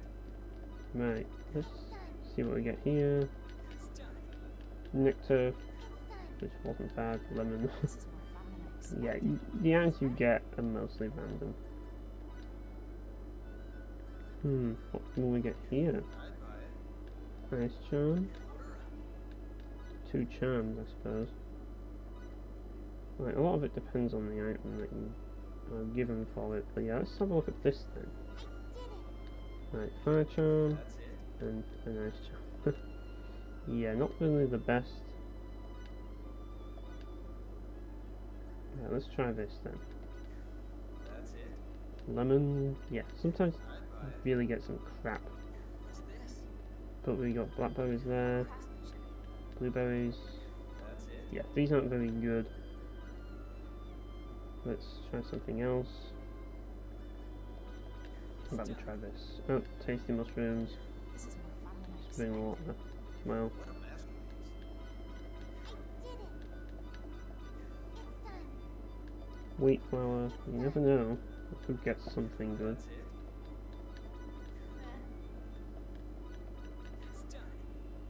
A lot of wheat flour. Let's try things differently. Let's go with this. Order up. Signet card. It's done. Okay. That didn't go as well as I liked it to, but how about this? This might be a good one. Finished. It's ready. That's bad. This is more fun than I expected. I'd buy it. More tasty mushrooms. What is this? Yeah, this ain't going well, is it?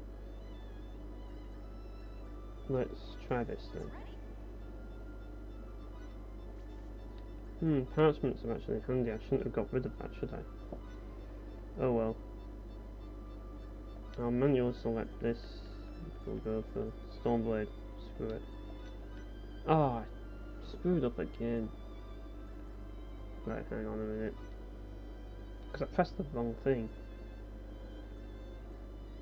Right, you go to Stormblade, and you Longsword. Right, let's synthesize this. And we got wood for that. Nice. Just what I wanted. Fight gear, mercury, lemon. That's it. For rivets. That's nice. That's really nice. I've always wanted that.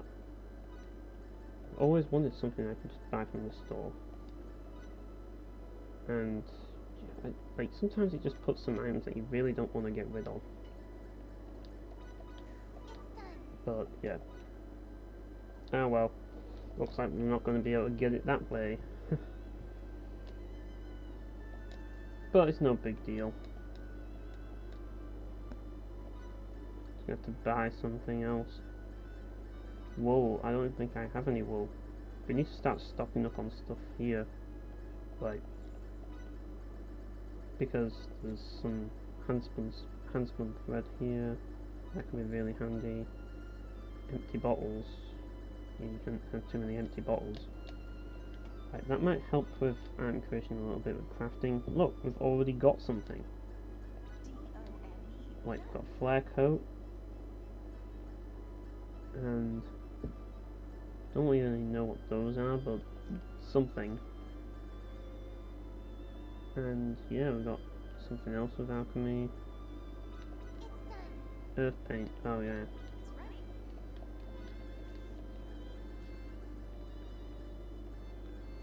So yeah, there's that. I can get another high strength adhesive to get the other paint. Just for the sake of completion, I suppose. Yeah, high strength adhesive does come in handy though, in later stuff. But yeah, I doubt I'll be getting anything for this. Yeah, I don't really think that's any good anyways. Never is this. Yep, that's not very good. But yeah.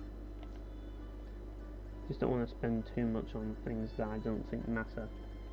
Don't know what that is though. We'll give this a go. D-O-N-E. Done. Ah, it increases the min, which is like magic defense.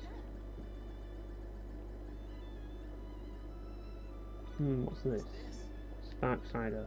Oh, this is where you can make ciders. I completely forgot that you can make ciders. You need nectar to do that. You need nectar for everything these days. I better get myself a nectar card. Right.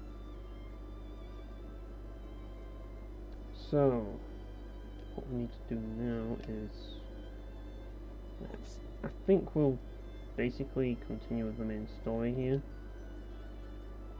we do have all of this stuff here. Oh, first of all, before we even start with that, we want to go to buy something from the shop.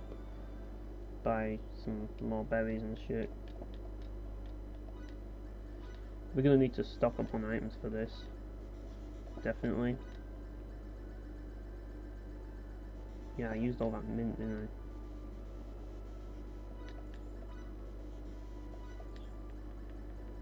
I? And, yep, we got that. And we just need jasmine, yeah, and, oh yeah, lavender as well. Now we can head back to the ship. And actually, let's do some item creation first, just so I have some potions, because this is going to be really tough if I don't have anything. Oh, I need nectar for that, don't I? Yeah. It's going to be a bit rough, but I'll see how it goes. Because I have used a lot of blueberry potions, and yeah. I think what I'll do is, I'm just going to maybe start the area and then not go into the dungeon until I've done what I need to do. But first I'll just do this private action, because fuck it.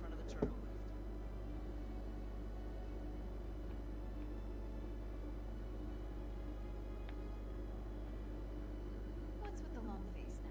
I thoroughly failed at cleaning up. Well, it's not often you hear of people thoroughly failing at something like that. If it fails the first What does 3 thoroughly times, try failing 100 mean? times. What exactly is that about? It's something my mentor used to say. He'd use it whenever an experiment of mine failed. What he meant was that 2 or 3 failures could still fall within the margin of error. And if you fail 100 times, try 1,000,000 times, right? I'll keep trying. Good luck. Right, so there's that action there, and now we just need to get things going. Actually, I'm gonna just buy some wires. Screw it, because I want to try this.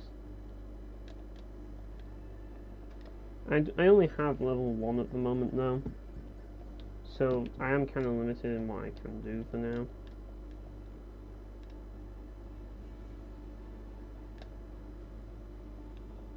Are you gonna sell something?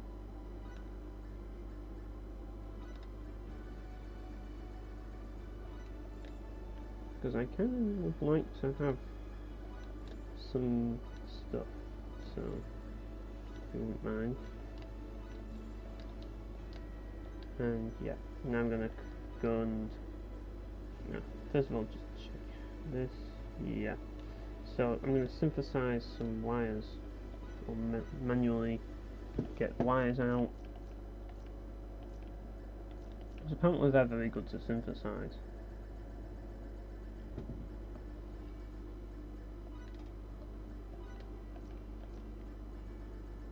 Apparently. I want to see if they're right, that synthesizing wires is a good idea.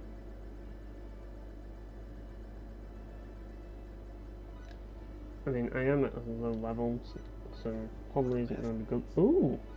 Maybe they were right. This is more fun than I expected. Holy shit. D-O-N-E. Done. That was about what I've already got. But as you can see, you can get some pretty interesting stuff by doing this.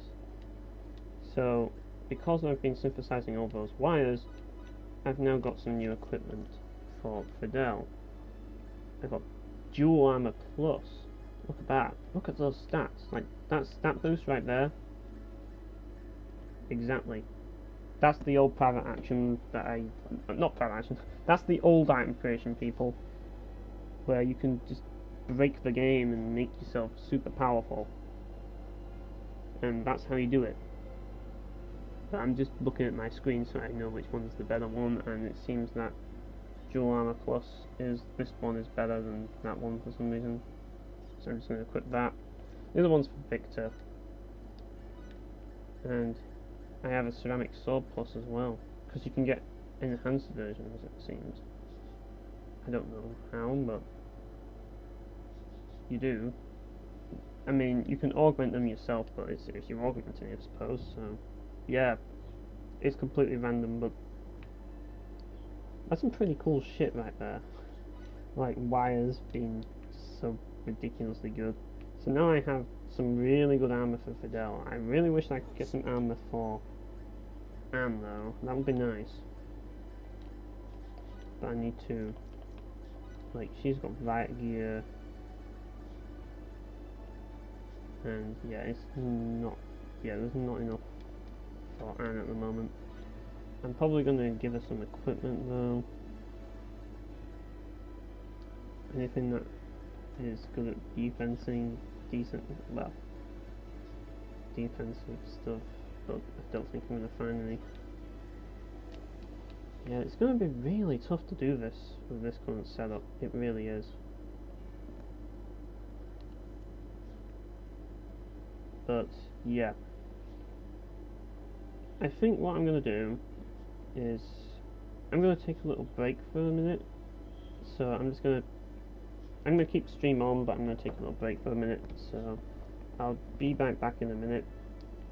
Just going to get some food because I'm starving. Back. So sorry about that. Just getting something. I'm not going to try not to eat it on stream though. I don't want to really be annoying. But yeah, I'm going to carry on with the main story and I'll try to. But first I'm going to save the game. But yeah, I doubt I'll get far.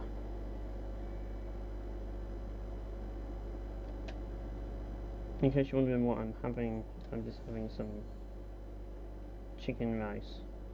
Like chicken flavoured rice. Basically the gist of it. I like rice, it's good stuff. Not too filling, but well, it depends. It's just good enough, if that makes sense. But yes. Yeah, there we go. Got a nice counter on these guys. These guys are pretty easy to counter.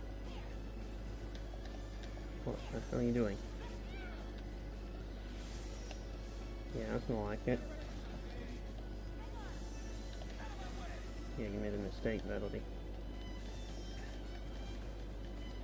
Yeah, Anne really needs to use those specials. They are really useful. I mean, so does Emerson, but he usually uses them anyways. Plus, if I do control him, which I might end up doing, yeah, he will probably deliver, and I'll be able to deliver him, like, with him, whereas Anne, I prefer Victor usually, so, but yeah, he usually delivers, where Anne doesn't. I don't know why, but like, he's like all the way in the back, so it really doesn't really matter what he's doing. But Anne, I think she needs to use more of her special moves, because that would be really nice. I'm trying to forage the stuff around here, there's some new stuff, so it'd be a good idea to do some foraging. Could you elaborate on seems off? Like if something were to impede your physical progress, even though nothing appears to be in your way. Yeah, I still don't get it.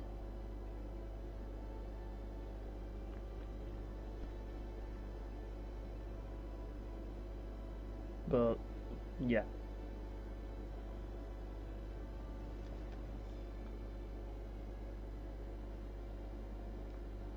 I know exactly where this is, but not sure I want to actually go there yet.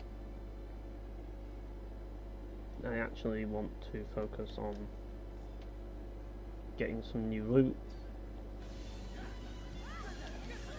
Yeah, you can block magic, most magic at least, like Earthly, you can block that.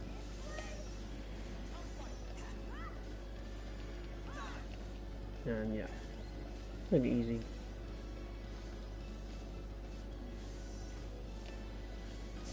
And yeah, should be done pretty soon.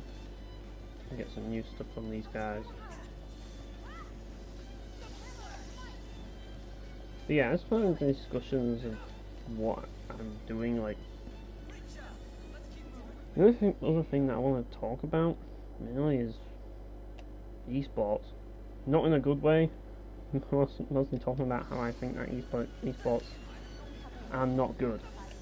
I'm pretty sure everybody knows that by now that I don't like esports. There's a lot to do with it. I just think that it revolves around this huge, like corporate thing. I just think that it's like esports is kind of like, the best way to describe it is it's like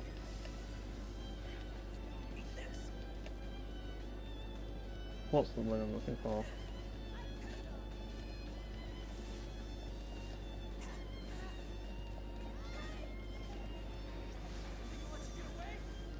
Yeah, like it's basically a circle of corporations.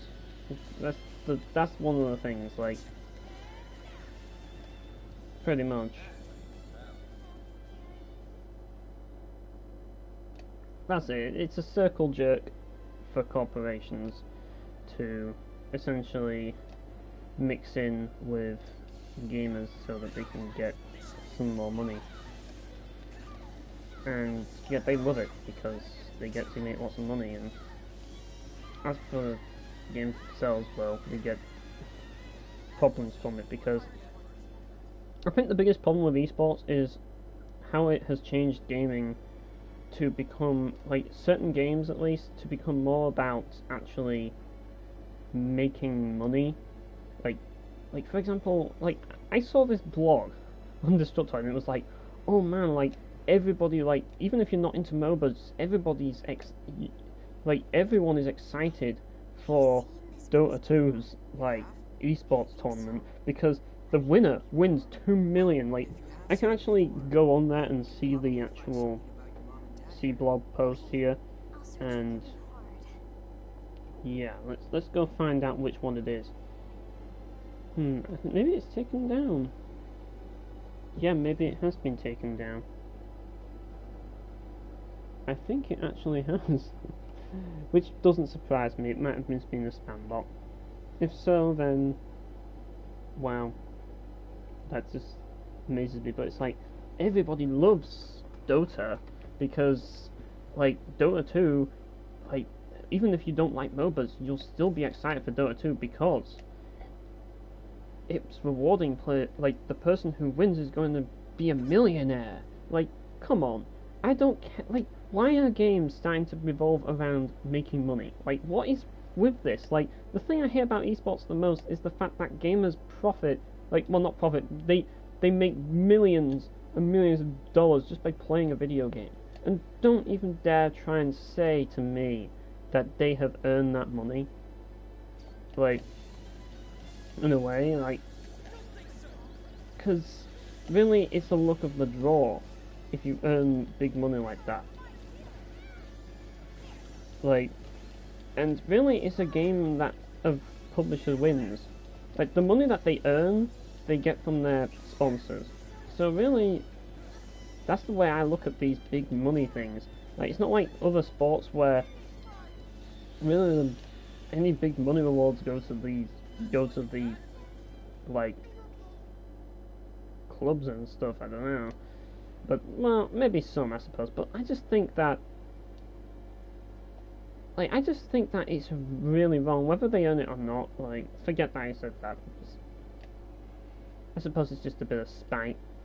I do spite the whole idea. I just think that it is such a shame that gaming has turned into such a money motivated activity. Like, we've basically acquired these groups of people, these individuals have turned to gaming as a new way of making money. It's kind of saddening how people will, like, how once money gets involved, everything changes for the worse. And it's, as a gamer, it pisses me off. Like, I'm tired of people who just don't truly care about games, and I also hate how people use the word hardcore gamer to, like, basically call hardcore gamers as like pro gamers, which is just a lot of bollocks. Like, the thing about it is all these, like, esports people, they're not really gamers. They're sports people. Like, they're not really big into gaming. All they want to do is make money because it's a sport and it's another form of sport. They'll basically do it and they'll practice it and they'll get good at it. But not really, like, most of them don't really care that much about games as much as we do. Like, they're just there for those one games. Like, when they focus their energy on esports, they're not focusing it on the actual industry. They couldn't give a rat's ass, but at the same time, it's esports that influences a lot of the marketing that revolves around gaming. Like, if you buy a Razer mouse, like, you will see nothing but freaking esports everywhere you go on the, like, Razer site. It's obvious that the audience that they can, like, cater their, like, stuff to is people who are into esports. It's just like, when people look at gaming, some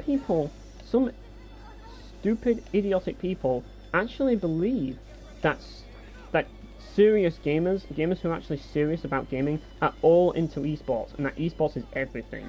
Those people are just retarded.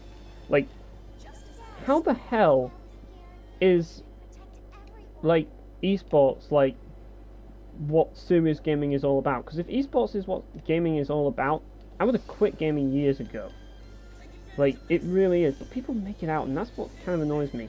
But the thing that annoys me the most is that they are yet another group of people who have an influence in this industry. And, like, they're not the only ones, but they are one of the groups in the gaming industry that have a say. And when they have a say, that basically means that, well, it basically means that games are melded in the way they want to. So because they have a say, it means that we have less of a say, if that makes sense. It's just another group of people who really don't, like, offer anything to the industry of value. They're just a nuisance. That's exactly what they are. And really, as a gamer, I just really don't like having people in the industry that contribute nothing. And I think it's because, like, I'm not against people getting into gaming. I'm not. Don't mistake me for that. Like, I'm not. I just want people who get into gaming to know the real picture, to actually know what gaming is all about, and know problems of gaming, but also know the best parts of gaming. That's part of the reason why I do what I do, which could help encourage people getting into gaming, who knows. But, like, I want people to know the true picture. I don't want people to get, like, manipulated by all this. And that is pretty much what esports is. It's a form of manipulating the consumer into thinking, oh, you can make money doing this. You should really do this now. And it's just a load of bullshit. Like adding cash prizes to video game tournaments, it's just a load of bullshit. And it's not because I'm jealous of anything, because if I was jealous, then I'd be against speedrunners. But the thing is, I'm totally for speedrunners. Speedrunners are awesome people. Why? Because they don't get paid money to do it. Like, they are awesome people, and they actually do the stuff that they do for charity.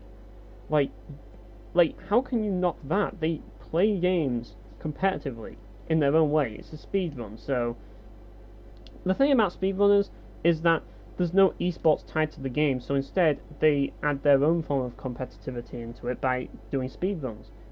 And this is the thing, like, the whole concept of esports is just retarded in itself, because competitive gaming has always existed in one form or other, and if you're a competitive gamer, you'll make competitive gaming for yourself. You don't need esports to have competitive gaming. Like, if you want to, like, play a game, like, competitively, then you could always speedrun them, and pretty much almost any game is speedrunnable, unless it's something like Mario Party. So, really, just because there isn't esports doesn't mean there's no competitive gaming. So, to you people who enjoy that, you've always got it. It's called speedrunning. Get into that.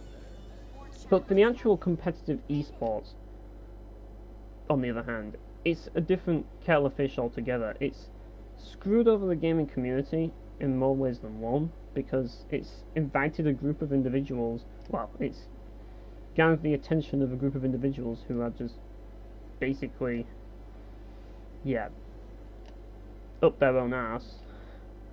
Explain seems off. For example, if you can touch something where it looks like there's nothing. So, think of it like an invisible wall? Exactly. I'm not sure I know what I'm looking for, but I'll do my best. And you know, that's the thing. It's just like people who just like it's just made the gaming community as a whole very split apart, and it means that some like you get people who are just douchebags in the gaming community because of all this, and esports has an effect on this because it it attracts the attention of groups of people who are money motivated. Either that, or they just like they play games specifically because they want to build their ego, and because they're competitive, and they think, oh yeah, like I can use gaming as an excuse for my like pathetic like lack of accomplishment, because like, and these people exist. They're like, I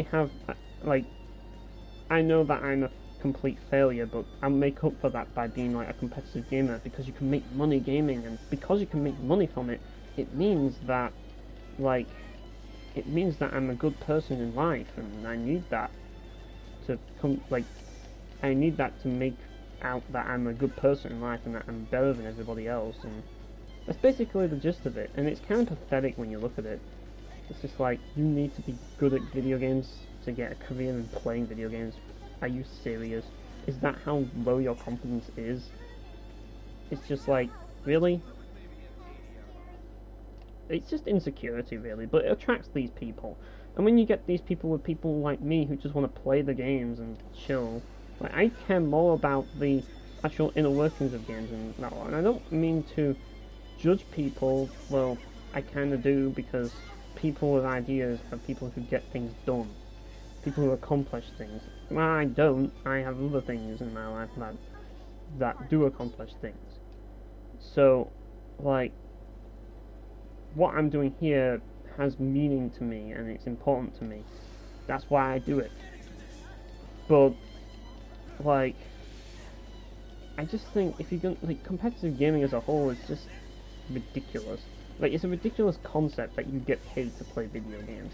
Like, there's no real passion in competitive gaming. It's like, that's not saying that being a competitive gamer is bad. We're all naturally competitive, but it's not really a passion as such. It's more of a like an impulse. It's human nature to be competitive, and some people enjoy being competitive.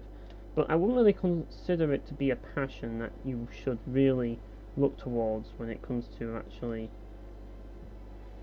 being a career choice in certain ways. It depends on what you're wanting to do, but like, if you want a career in gaming, you really want to be looking towards actually either making them or doing journalism or something, because those are real jobs.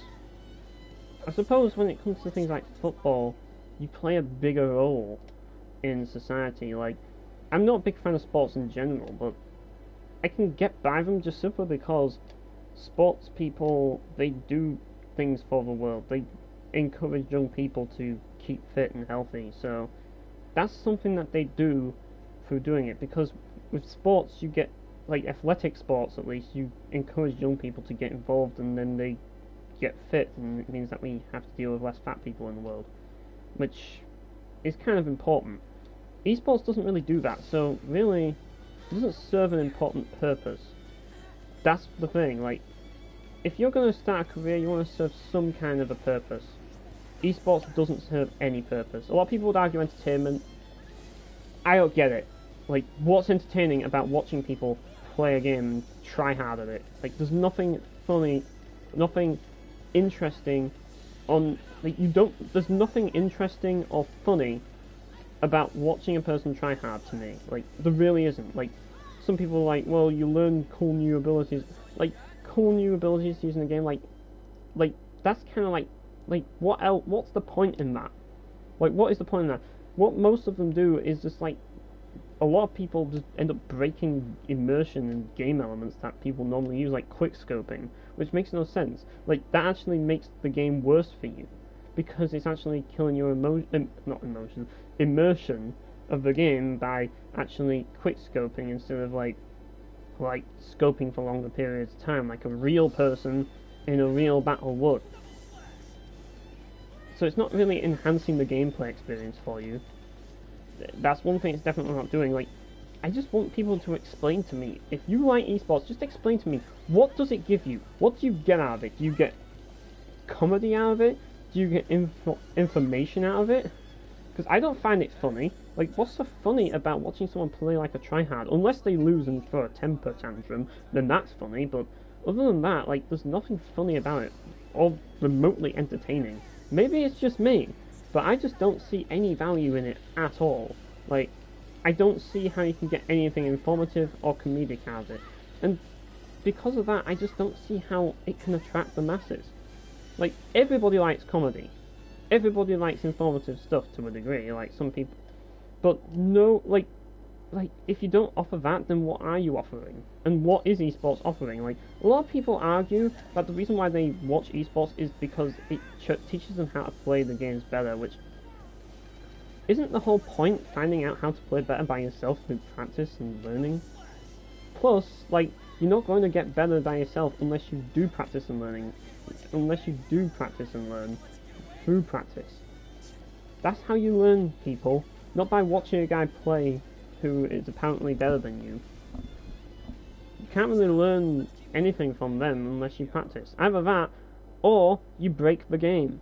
This is something that I've mentioned in one of my videos that I'm going to be making soon. Like, well, I've already made, but it's uploading. But in my methodical and experimental video, I mentioned that you can actually break the game if you know all the answers. Why would you want to watch someone to show you how to break a game and damage your own experience? Unless you've already experienced it before, in which case, what's the point? What are you getting out of it? You have nothing left to experience. Unless you want to be involved in esports like them. If that's the case, then yes, you would probably get something out of it. But why would you want to? Why would you want to be an esportsman? Like, can someone explain to me why? Like, this makes no logical sense to me. Why would anybody want to sell themselves out to publishers? Like, all these big publishers who make tons of freaking money, and all these other companies, like, that sponsor them, that make all this, like, marketing and stuff because of them. Like, who is sad enough to want to do that? I'm definitely not. Like, why the hell would I want to do that? Not that I'm skilled in games anyways, but I wouldn't want to be skilled in video games. Like, it just doesn't seem interesting to me. And yet, so many games focus on it. And you see more games now that are just multiplayer only, because they want to get that esports crowd. Look at Overwatch, for example. It's just like, why does anyone still care about this? Why do people actually care about this in the first place? What actually got this big? And why are people so stupid as to think that it's a good thing? Well, maybe that's not the right word for it, but why do people like this? I don't get it.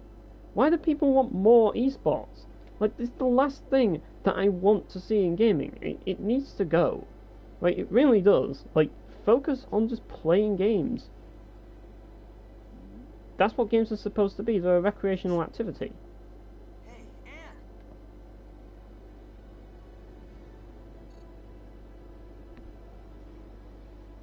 But people just don't get it, do they? They just think that it's a career, when it isn't. Like, playing video games is not a career, people. Making YouTube videos is not a career. Sorry to break it to you, but it's not. A career is not using a form of recreational entertainment in order to make money out of it. That's not how it is. It's like, you don't... It's like, for example, getting paid to, like... Getting paid to eat food and not being a food tester. Like, yes, there's food testers, but, like, getting paid to eat food for the sake of eating food is kind of stupid. Like, if you think about it. Like... You can't do that. You're gonna make us worry if you go off on your own. I was here. I used to live here. Anyways, we're back in the more sci-fi area. No. Okay. One of the rooms in this facility should be hers. I can't help but think this resembles the Institute. Could it be?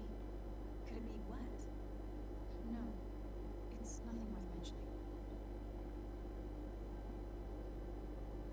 So yeah, can I save the game now?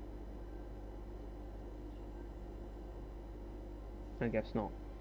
So basically, yeah, I think that esports are pretty bad influence on gaming in general. It's my opinion, I suppose, but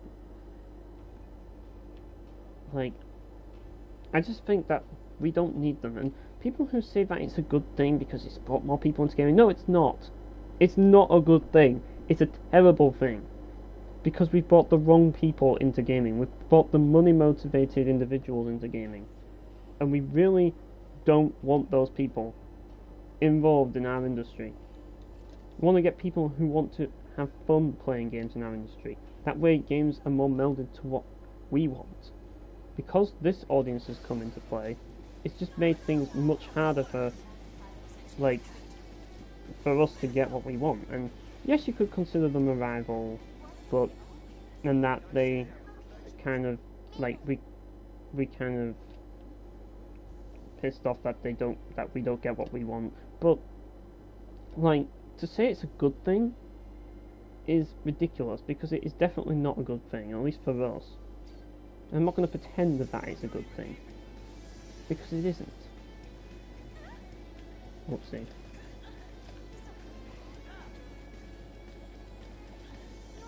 Yeah, I think this one's dead anyways.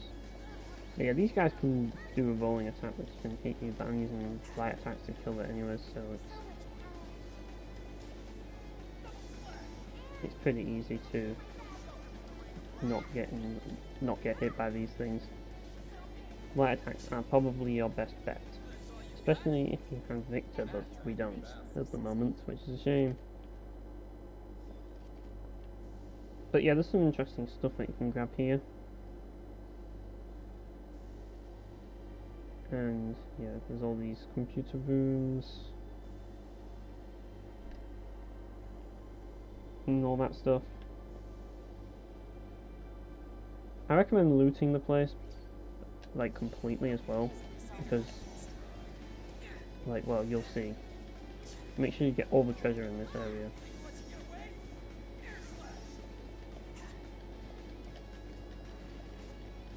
Yeah, cancelled that one.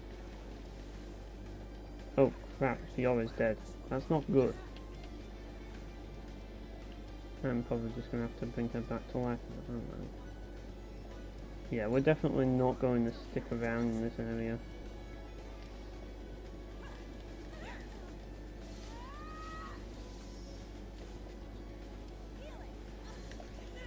That's one way of dealing with them. Oh, I missed it. Great.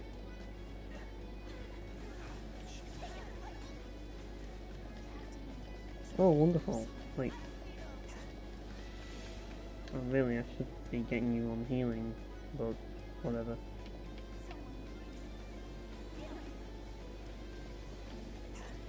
Don't know what that was. Nah, I'm gonna just use a fresh sage and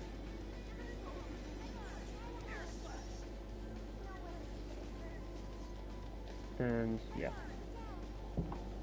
Yeah, I'm probably gonna have to leave the area.